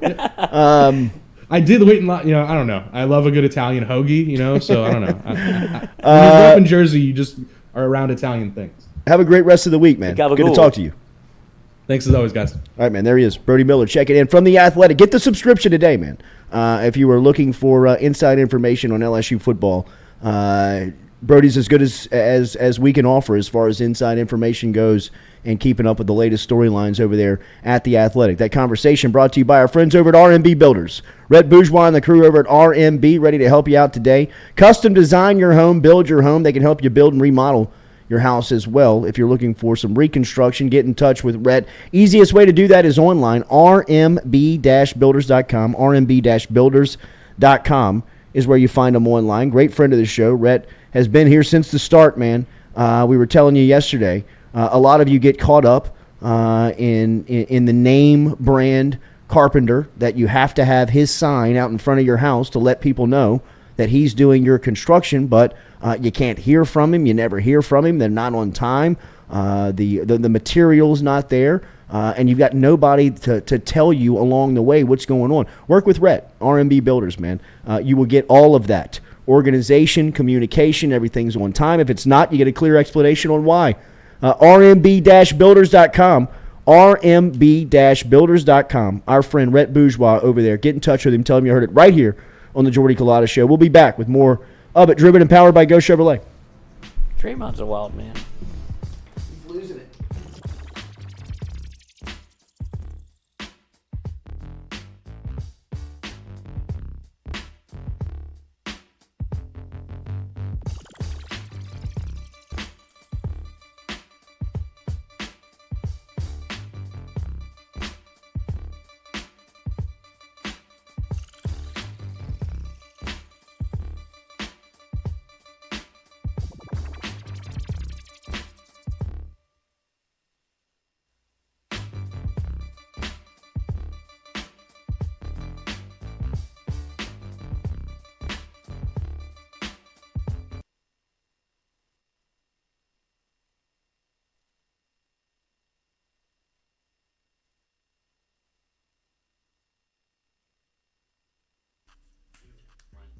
Hey y'all, it's Mikey from Mic'd Up. Catch us live every Monday and Wednesday, 11 to 1.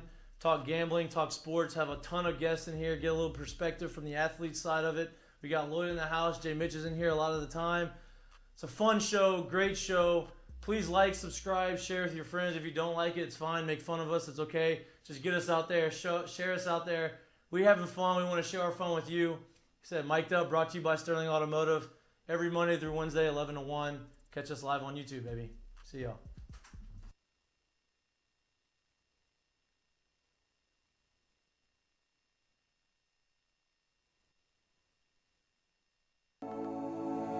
Looking to book a dumpster but no idea how? We've made it quick and easy for you. Check out our website at moralesrolloffs.com. Let Morales Roll-Offs know your desired delivery date, and finally, provide your contact details. To make payment, look out for an email invoice with all your booking details. On delivery day, our driver will notify you through text and email that your dumpster is ready and on the way. Now you know how easy and convenient it is. Call Morales Roll-Offs at 225-427-0000 for your dumpster.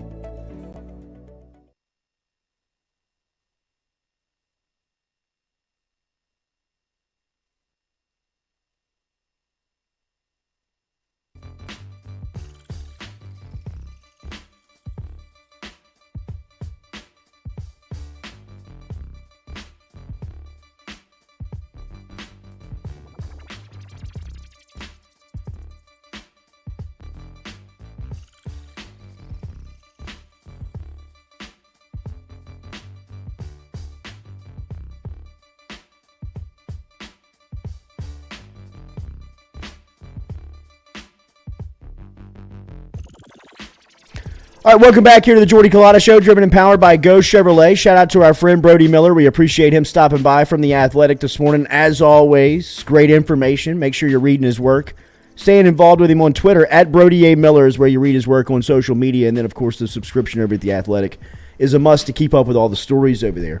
Really excited about our new partnership over at Caesars Sportsbook. I know you've heard Mikey talking about it. Mikey's got a promo code for his show. Our promo code over here on the Jordy Culotta Show is simply FM15. Is the letter F, letter M, 15. As every single day we will have the segment, What's the Bet? Every day we will go through our crew as we will talk, go around the room and see who everybody likes here. I'll lead it off, and we gotta admit that it is it's probably not the right time to launch the gambling partnership going into this part of the sports season, but you can also look at it with a little positive spin.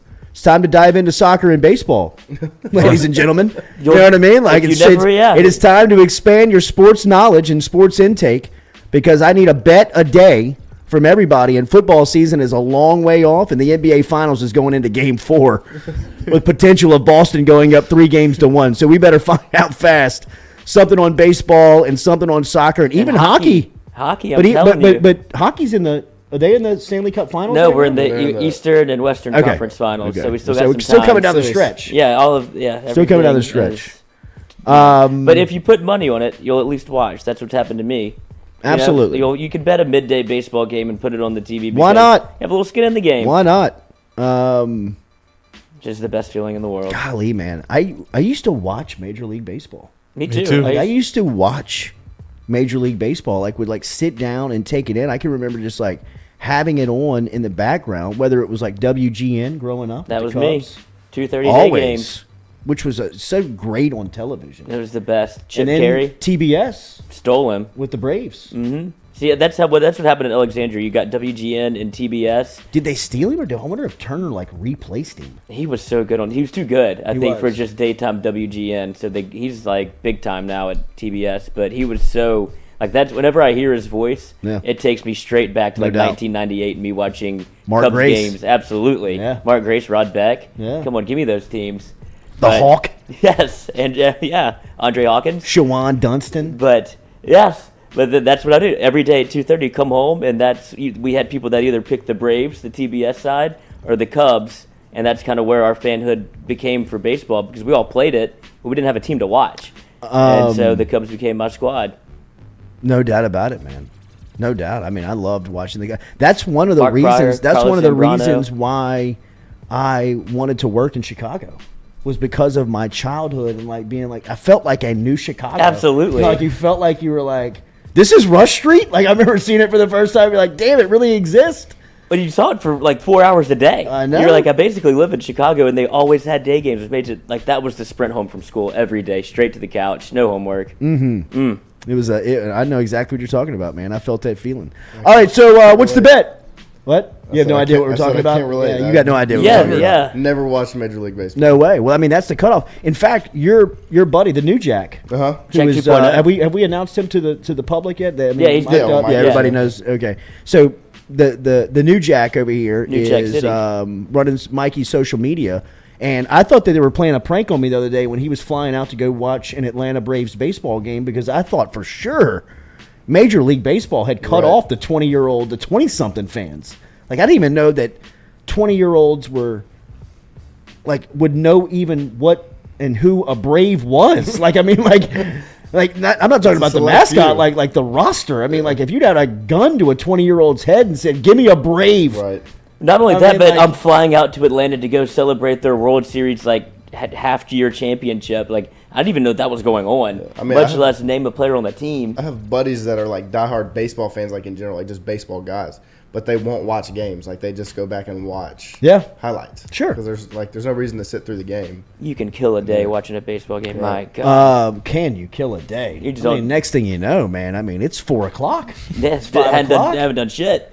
And what's funny about baseball, though, is when it gets into playoff time and like you saw with the regionals, you'll hang on every pitch. I'll turn it on then. Yeah, it's so crazy. Playoff baseball is electric. It is. It's the best. All right, so Stewie, what's the graphic? I'll start us off here. My bet is I'm diving straight in. I'm going straight in. I did my research last night. The Atlanta Braves, who knew, got off to a slow start this year before ending the regular season on a 36-18 tear. This is last year. But now they have won 7 consecutive games this season and have not had a longer win streak than 2 games before this 7-game winner. Atlanta is 9-1 in its last 10 meetings versus the Pittsburgh Pirates, which means they have a huge edge there. I am taking the Braves minus 135 on the money line to win today versus the Pittsburgh Pirates. Not sure on the start time there, but I do know that it is in Atlanta. I'm taking the Braves for my first What's the Bet, brought to you by Caesars Sportsbook. Make sure and use the promo code FM15. You see it right there on your screen. That is the promo code. Go sign up for Caesars Sportsbook if you have not already done so using that promo code FM15. Lloyd, what's your bet? I am diving into hockey. I watched one game 2 nights ago where I predicted. I was just watching the Lightning and Rangers play at the Lightning. Felt a little live in-game bet. The Lightning scored 1 goal. I was like, I'm going to ride the wave of this. I feel the momentum. They're at home. I'm going to say they're going to double up here and score another. They're going to be the next team to score. Hit that. So now I'm all into hockey because it's so much fun to watch. Like, if you really, I don't know what the hell is going on, but that's a bunch of big dudes going at each other and laying each other out. So it's fun to watch. And now I'm back in because there's no other sports going on. I think it's 7:15 tonight. I'm going Rangers. First to score a goal. They lose 2. They're back at home in New York. Fans are going to be rabid. First to score a goal, New York Rangers. Minus 109, I think. 109 to win 100. I love the ship horn on hockey goals. There's nothing. Yeah, you do. It's iconic. Bah! And they get the red. They get the red going awesome. around. Yeah, I'm telling you. Great celebration. Noah, who you got? What's your bet? I've got Auburn plus 1.5 on Saturday. Okay. Against, a future. They're Okay. in, Little future. playing Oregon State in the Oregon State regional. Super regional. And in the Auburn series, they scored 51 runs in that regional, and so and Oregon State, I think the most runs they put up was like 7. They do have they didn't score too much, so I think I think it'll be a shootout, and I think if it's that, Auburn's gonna run away with it. Super regional start tomorrow. Hunter Fournette has a good idea. Y'all should all put $100 in your account and see who has the most at the end of the month. Or we can put $100 into a pot. I can't bet legally, so. Yeah, we'll just put it into a pot. Tidy Here. bucks. Can you not? No, I'm 20. Bastard. Stewie, what you got? What's your Another bet? guy. Yeah, right. He has a guy. Take this number. Giblin starts 15. I have Nikita. I bet you can. Nikita Kucherov, goal. Spell it. Goal. Right. And Payme. And Shohei Ohtani home run today. Nice. Plus 850. Love it. Oh, a little dabble. Yeah. Bree, what you got? What's your bet? Mic her up. I don't know anything about betting. Sweet. Call your so uncle. I kind of just guessed. I need to learn. This is like a whole new world for me. I just turned 21, so I can do it legally, but I don't know much about it. So I kind of just guessed. I'm a Warriors fan, so I just got the Warriors by 10 points. I don't know. I kind of, like I said, I kind of just guessed. Warriors are plus 4. Should juice it up a little bit. Yeah, that's how you get a little bit more juice out your sweet. Stealing from Bree. I'll take your bets. Yeah. Jamil, who you got? What's your bet? Mine is the Warriors first to 20. I did a little bit because I'm a scary better. Okay. $5 on that bet? Nah. I'm too scared to lose money. Yes. No. Well, especially money that we don't have. Yeah, exactly. I don't really have money to be betting. I feel you. Y'all are looking at it the wrong way. It's an investment. It's an investment. This is money that you can make. Strategy. Yeah. I know, but like gambling can become like an addiction. Yeah. Thank you, Bree. Call 1-800 And like I'm too gambler. scared that like I'm gonna start winning money and then I'm just gonna lose it all in one day. Well, that's how they get you. Yeah. Yeah. If you have not gambled in your life, the first bet that you ever make, you will win. You will win, and that's when I you can walk away. guarantee you that you will win the first bet that you ever place in your life. After that, the winning percentage goes straight down the drain. And you're always playing catch up. So that Warriors minus 10 is probably a lock. Yeah.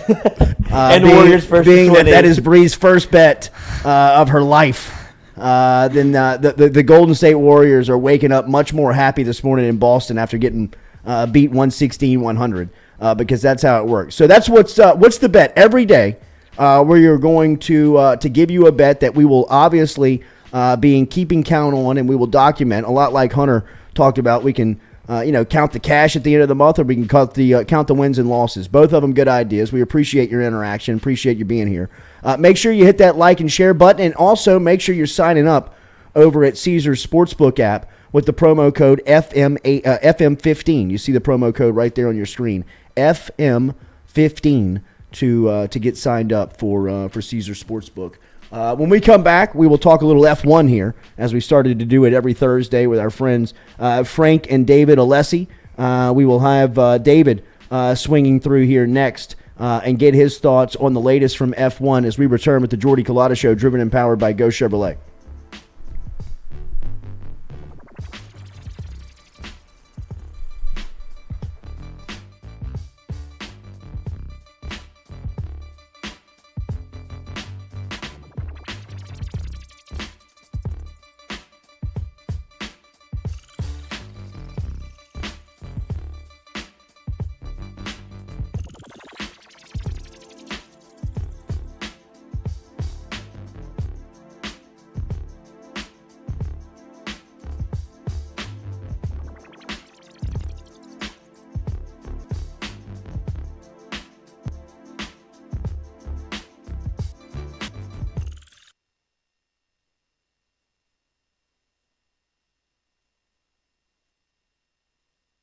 The Jordy Culotta Show is brought to you daily by Morales Roll-Offs. Morales Roll-Offs provides dumpster rentals for residential and commercial needs in Baton Rouge and surrounding areas. Morales has roll-off dumpsters ranging from 10 yards to 40 yards to accommodate all of your disposal needs. Search online, moralesrolloffs.com.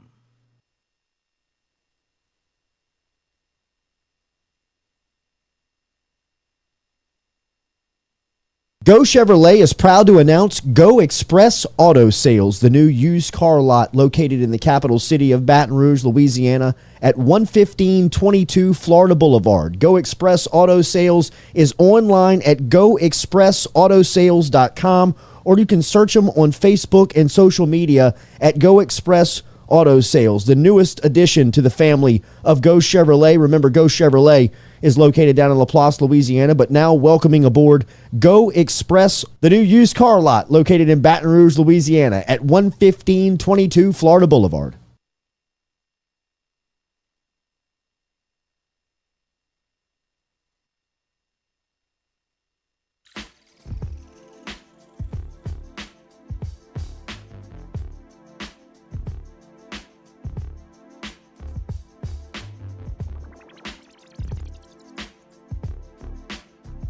All right, the Allessi brothers are handling our F1 coverage for us with the On the Podium podcast that they produce weekly. Make sure you're catching up with them wherever you catch their podcast at. Fast-growing sport here. We're talking about gambling.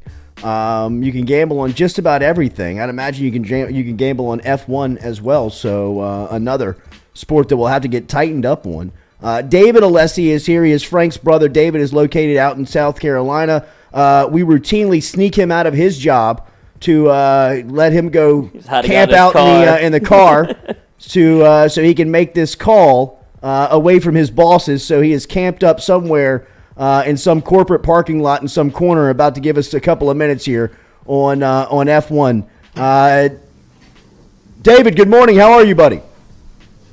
Doing good, Jordy. How are you, man? Doing all right, bro. We have just signed a partnership with Caesars Sportsbook app. And we are gambling every single day on something. How do you gamble on F1? Can you gamble on F1? Do you get caught up in the gambling of F1? Man, to be honest with you, I actually hadn't looked into it yet. I'm sure it's on there. I mean, absolutely. Yeah, you can gamble on anything and everything. I'm sure it's on there. I might have to start dabbling in that a little bit. We are hopping in it for sure on the F1 train. Tell me what the latest is. I know this was an off weekend for F1. We had a big one last weekend with Monaco, but an off week, and you and Frank were able to put out a podcast, I know, for the first time during an off week. What was the topics of discussion? Yeah, so we had Monaco last week. Now we are coming into the Azerbaijan Grand Prix in Baku. So we're starting to do now on the off weeks. We're doing a prelude into the upcoming race. Instead of covering that in the review of the past race, we're going to do a separate episode now for the upcoming race. Tell me a little bit. We've got Baku coming up. Yeah, tell me a little bit about the Baku circuit. Man, it's a unique one. It's a street circuit, which we're seeing a lot more of these days. Between Baku, Jeddah, Azerbaijan, or Miami, we're seeing a lot more of these street circuits pop up.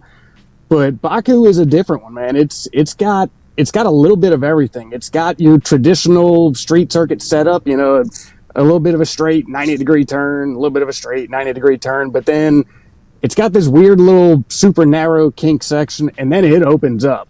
It's got some really fast turns. It's got a super long straight. I mean, the guys are hitting like 215 miles an hour down this front straight.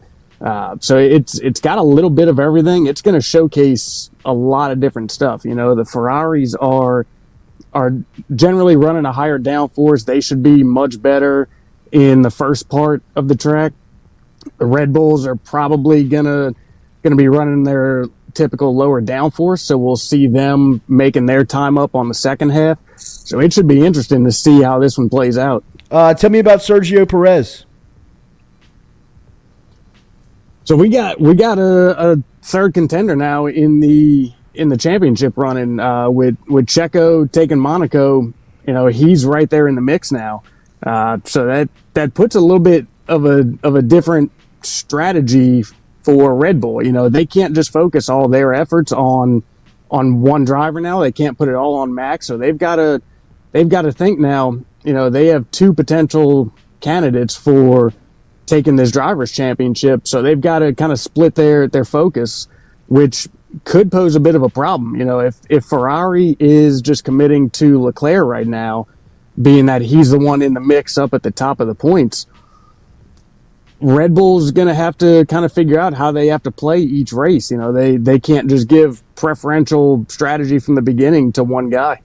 Podium Proof podcast every week is published. David, tell them where they can find it when it goes live. So we're on all the big podcast platforms: Apple, Spotify, Google, all that stuff. We've got some stuff coming out on YouTube as well, and we've also trying to post it on Facebook. Podium Proof F1 is Facebook and YouTube, and then Podium Proof wherever you get your podcasts at. All right, I know you had to run those TPS reports to another department, so get back inside corporate America. I got a bet for you. I pulled it up. They do have it on Caesars if he's still there. Azerbaijan, race winner, Verstappen, plus 120, Charles Leclerc, plus 175, and Sergio Perez, plus 600. Those are the top three. Do you have a choice? Man, so anybody off the board? My predictions that me and Frank covered, I was taking Carlos Sainz as pulling out the victory. Plus 900. Frank had Leclerc. Okay. But I think Carlos Sainz is going to pull this one out. All right, and plus 900. I'll take a swing on that. Yeah, why not? What's the bet?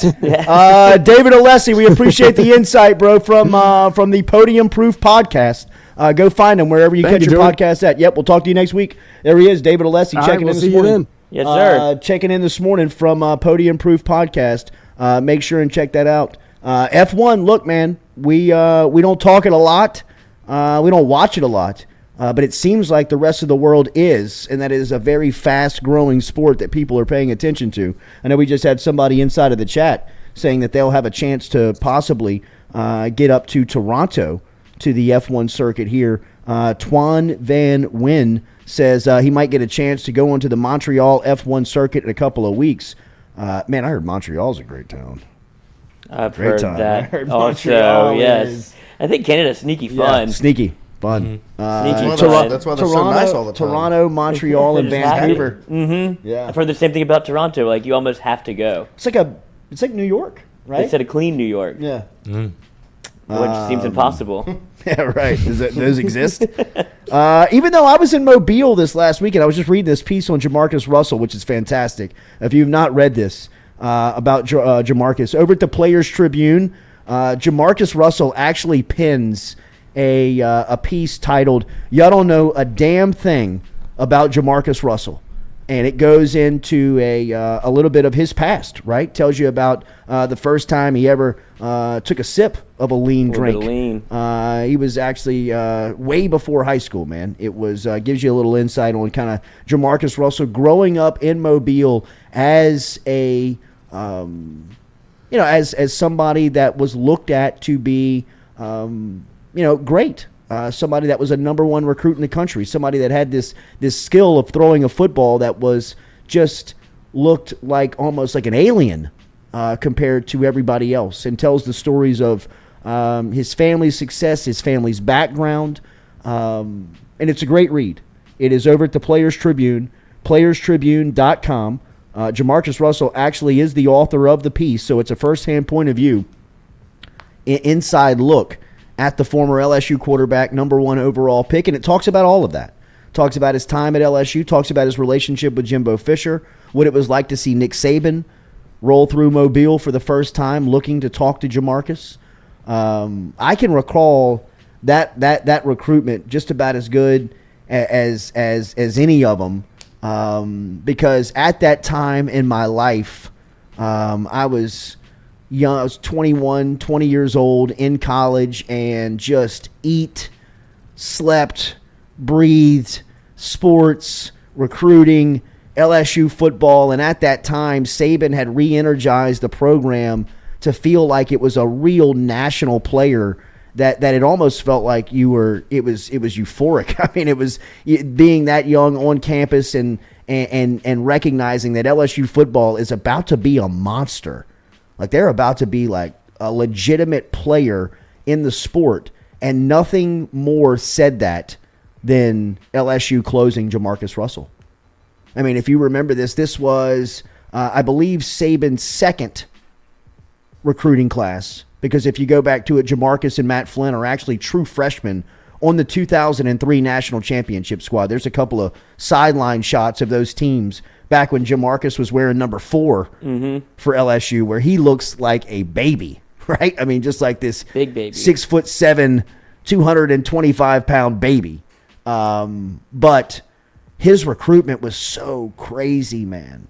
This was kind of like the end of Florida State's reign as a national player in college football, and kind of like the arrival of teams like LSU.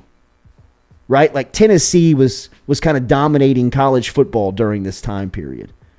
Even Jamarcus being an Alabama native from Mobile. I mean, Alabama wasn't the player, the school. Auburn was more of a national contender at that time than Alabama was. This was Tommy Tuberville's Auburn back in 2001, I believe, was the cycle that Jamarcus came out.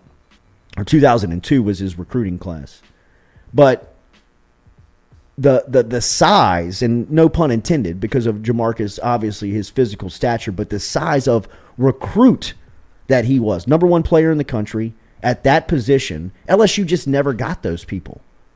LSU felt like they were even never in the conversation to be contenders in that type of recruitment. Bobby Bowden was spending hours on hours in Mobile trying to camp out and get Jamarcus Russell. This is the end, or sort of the end, of Bowden's reign in Tallahassee before Jimbo was brought over and, coach and waiting stuff. But Florida State started to slip. During the 90s, they were the best program that college football had to offer, up there with Miami and Florida. But Florida State was kind of the class of college football. At this point, you started to see the slip. But Bowden could recruit. And Saban went toe-to-toe with all of those cats and ended up getting Jamarcus Russell in the same class that he signed Matt Flynn. So LSU was looking at two bona fide top 20 quarterbacks in the country, with one of them being the number one player in Jamarcus. And when Jamarcus showed up to Baton Rouge, I remember the fanfare as if it was, it was almost like Shaq-like at the time, where he was this almost mythical. Yes. This giant figure that could do things that you just weren't supposed to be able to do so naturally, right? And everybody knows the stories now of Russell just, flicking his wrist with a football and it just flying 70 yards out of his hand, or on a knee at the 50-yard line and hitting the goalpost, or, just some of the tales that you would hear of Jamarcus throwing a football. And then when the first time you saw him, it was all true. I remember seeing Jamarcus walk around campus and looking at him and thinking, like, how is this guy a quarterback? How does it even, physically work? Like science, how does this even work? And then you would step out on the practice field, and I remember seeing him throw to Dwayne Bowe and Craig Davis and that receiving core for the first time on a practice field, and thought, my God, look at how gifted this cat is. I mean, he made throwing a football look as if it was just child's play. And it's a great look over at the Players Tribune of Jamarcus in his time. Everybody, I would imagine, would probably label Jamarcus as a failure, right? Or a bust is the most coined term that follows Jamarcus around. But it's interesting to see from his point of view of the successes in his life. We have seen a lot of the pitfalls and a lot of the stories. And for the most of us who just saw Jamarcus as a football player, I think the story is easy to write as a bust and somebody who didn't make it. But from his point of view, it's an interesting read and an in-depth look at one of my favorites. And not just saying that from the football. If you meet Jamarcus, he's unbelievable. He's a great dude, man. He's a great interview. It's tough to pin him down at times, but I mean, if you can get him talking, it's 30 minutes. It's awesome too. And if you read the Players Tribune, this is exactly how you can tell he did this. This is how he talks. Yes. It's like straight off the top of his head. Like right. He don't really give a fuck what you think, but he's gonna tell his side of the story. He's funny as hell, and he always just keeps it like as real as he possibly can. The thing that I learned from the piece that I had no clue of is that he didn't know he was going pro until the night of the Sugar Bowl. Like the night that they cut up Brian Kelly, or no, Brian Kelly wasn't there. No, it was Whittingham. It was Charlie Weiss. Yeah, Charlie Weiss. Charlie Weiss and Brady Quinn. The night that he cut up Notre Dame inside the Sugar Bowl, he thought for sure that he was going back to school going into that game.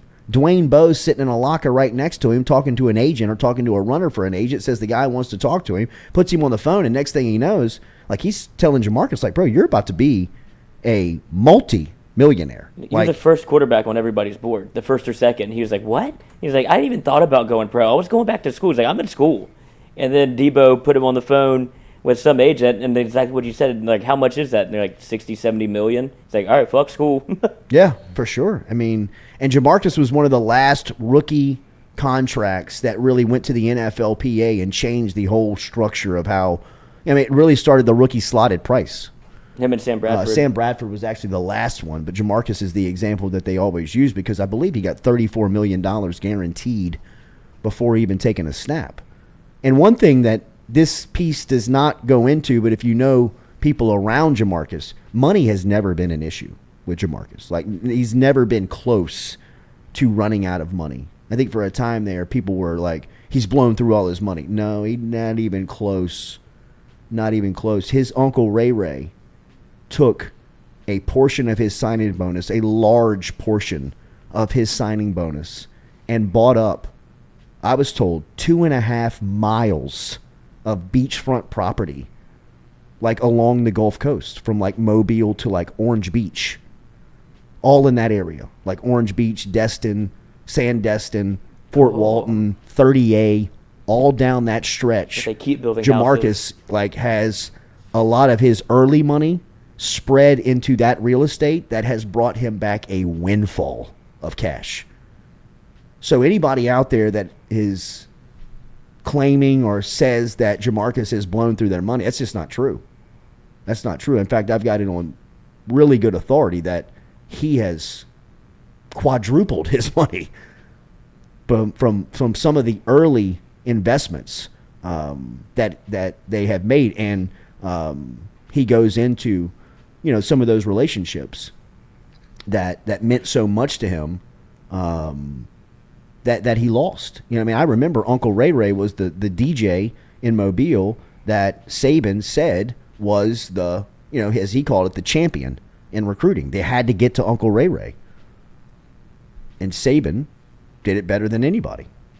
And that's how LSU ended up with Jamarcus Russell for the next couple of years. I wonder if Jamarcus in this day and age would make it 3 years in Baton Rouge. Actually 4, because he was a redshirt freshman. So, but if you think about LSU during that time, Matt Flynn, Jamarcus Russell, same roster, and both of them sat for 2 years. In today's college football world, Matt Flynn never happens in today's college football world. It almost didn't happen then. He's spoken openly about that, Sure. that he was going to transfer. Sure. If he didn't win the job, he was out. Or if Jamarcus didn't leave, yeah, he was going to leave. And that would have been a big time. Like, back then, people didn't really transfer. That would have been a huge loss for LSU to lose both in one calendar year. But if there's a transfer portal, you don't have either one of them left on the roster, right? No way. I just can't imagine a scenario where you would. I would venture to say that the Oakland Raiders at the time was the exact worst scenario for Jamarcus to go to. Out of all 32 NFL teams at that time, Oakland was an absolute dumpster fire. It was flaming from the building, right? Al Davis was about to die.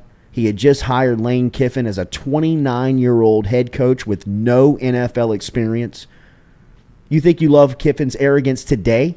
Could you imagine how arrogant he was by accepting that job at 29 years old with little to zero skins on the wall as far as his football resume was concerned? He was also begging and pleading with Al Davis not to draft Jamarcus Russell. He was telling him, you should take Megatron.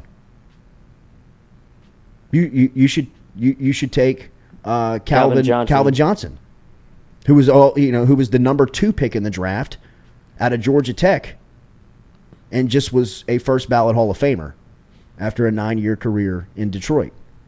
Big relief med guy. Adrian Peterson was the 5th pick in that draft. What a draft. Loaded. Jamarcus, Calvin Johnson, Joe Thomas, LaRon Landry went 6th. Adrian Peterson went 7th. Patrick Willis went 11th. Marshawn Lynch went 12th. Jesus. Darrell Rivas went 14th. This class is loaded. Loaded. Dwayne Bowe went 23rd. They had 4 first-round picks that day. Jamarcus went 1. LaRon went 5. Debo went in the 22, I believe, to Kansas City, and Craig Davis was the last pick of the first round to the Chargers. Wow. Got beat 7-3 by Auburn. Yeah. Didn't have any offense. 3 of their 4 first-round picks were all offensive skill players and got beat without scoring a touchdown against Auburn. Fuck you, Les Miles. You have to not know football to be able to do that. That was the day where I was like, I am so done with this guy. Anybody who ever takes up for Les Miles ever again, show them the 2006 Auburn game, where at the end of the game, he finally takes the handcuffs off of Jamarcus, and Jamarcus brings him, I think, 65 yards down the field in 3 throws. And Craig Davis gets pushed out of bounds at the 2-yard line to lose the game. Now, that was the day that the early Doucette pass interference flag was picked up, but it never should have gotten there. Once they opened it up and he allowed Jimbo to call the plays, that was the deal with Jimbo and Les. Les wanted to let you know that he was the coach. I'll call the play. Bro, you have a revolutionary play caller with a once-in-a-lifetime quarterback and 3 pros at wide receiver. Get the hell out of the way. Just go stand at the end of the sideline and collect your check and do the post-game interview like you did something. He was so stupid he couldn't get out of his own way, man. Pissing on himself. Pissing down his leg. There's no better example of how dumb Les Miles was than the 2006 Auburn game. You can pull out the 08 clock deal with Ole Miss. You can pull out the 2010 game when T-Bob had to snap it to save his life. But more than anything, if you want to see how dumb that guy is, turn on the 2006 LSU Auburn game where LSU shows up with 3 first-rounders, including the number 1 pick at skill possessions on offense, and they don't score a touchdown. I remember where I was for this game. Fucking Les Miles. What a joke, man. I think the best quote from the Players Tribune article is him talking to his mom before he decided to go to the draft. And he was like, "Mama, they saying I'm about to make a whole lot of money if I leave for school." And she was like, "Well, what you think?" He was like, "Motherfuck school, mama." Motherfuck school. What a great feeling. Like, oh, I'm done. And the thing is, he really didn't have an idea that he was that high up and getting drafted on boards. And after he throttles Notre Dame, the whole student section's chanting like 1 more year. He's like, "Oh shit, I really am that dude. I really am the guy. All right, I'm leaving." LSU fans doing their best to keep him, let him know he can leave. He's like, "I was coming back." Crazy. But Jamarcus, man, it was it's a great read over at the Players Tribune. Check it out, as it's just kind of good to get his point of view. Great peek. It is, so many years later. But look, man, Jamarcus didn't do himself any favors when he was with Oakland. I will say that it was the absolute worst situation for him to go to. They weren't structurally prepared to take on that type of project. The coach was too young. The owner was, losing his mind. The general manager was a pawn for the whole system. I mean, there wasn't the right personnel and mentorship placed around Jamarcus early in his pro career where they helped him figure it out. I mean, he's got his faults along the way, but it was the worst situation that he could have gone to. And God, there was so much damage done during those first 4 years that he never got another shot, man. He never got another legitimate chance. And I think that he went through a place of, falling out of love with the game, probably hated the game for a minute when he still had the ability to play it at a high level. And you're never able to recapture that. Once you start to get away from it and once you start to think about other things as priorities compared to football, football's gone. It's gone. It almost seemed like once he was ready to be able to tackle football, it didn't want him anymore. Like the way he talks about it, it's like I wasn't mentally there, or I didn't know what the NFL landscape was. They don't give a shit about me. And then once he realized like, oh, I have to do this, this, and this to be able to succeed, he never really got a second chance. He worked out and did like a Bleacher Report thing where it's like the documented his comeback, and he's like, nobody showed up to his pro day. Yeah, his second pro day. It was almost as if there was a league-wide, inner communication of blackballing. Yeah, don't give him another chance. And I don't know if that happened. I don't know if that's even real, but it felt like that because football is a game where if you can play, they'll find you. You know what I mean? Like, it doesn't matter where you are, when you are. If you can play, they will find you and put you on a team. And Jamarcus, I mean, it wasn't as if he had lost all of his skill set. He still had the skill set that you could get him back into shape, put him in a film room, put him with a quarterback that, could mentor him for a minute and felt like he could get it right. But he had just lost too much steam, man. He just lost so much. And, it felt like he was blackballed. I don't know if he was, but I know the game of football. And if that guy's just standing on the street saying he wants to play, one of 32 teams is going to show up. And for nobody to show up, I think gives you an idea of, the story behind it. We appreciate you being there. Make sure to hit that like button, share button, comment button. Jared Hills, I still get pissed thinking about that 06 Auburn game. Isn't it? It's crazy. What pisses you off even more is if you go back and watch the last drive where he obviously tells Jimbo, let him play. Take his handcuffs off and let him play. And I think in like 3 throws, he moves him 65 yards down the field, and he does not miss. He's throwing absolute missiles on the money, hitting Craig Davis on the run, hitting Early Doucette on the run, him and Debo hooking. I mean, like, it was just like magic. Whew, if you could have seen 3.5 hours of this, they might have won 35-6. Oh. Yeah. I just saw the flag too. I mean, it was defensive pass interference, but it definitely was, and they picked it up. Picked it up, which is it's absurd. unbelievable. They never pick anything up. Never. There's no review. Picked it up. Just decided on their own, like did the old pick up and wave off. Yeah, the crowd goes nuts. It's unbelievable, man. I was on the planes the day that Ronnie Prude jumped over and they made that call. I made that call too. It was unreal. All right, have a good day. Hit that like button, share button, comment button. We'll be back with you tomorrow morning, 7 a.m. Don't forget Where My Dog's At tonight, 6 o'clock. As Rohan Davey and his crew will be in 6 p.m. If you have not followed them on YouTube, make sure you hit them there. As Where My Dog's At will be here 6 o'clock this afternoon. Remember the new promo code over at Caesars Sportsbook. Just dial them up, FM15. What's the bet? Our bets are downloaded and documented for you. We'll recap them tomorrow and give you our bets for the weekend from our friends over at Caesars Sportsbook, the app, with you using the promo code FM15. The letter F, the letter M, 15 is the promo code. We'll be back tomorrow morning. Jordy Culotta Show, driven and powered by Go Chevrolet. Motherfuck school, mama.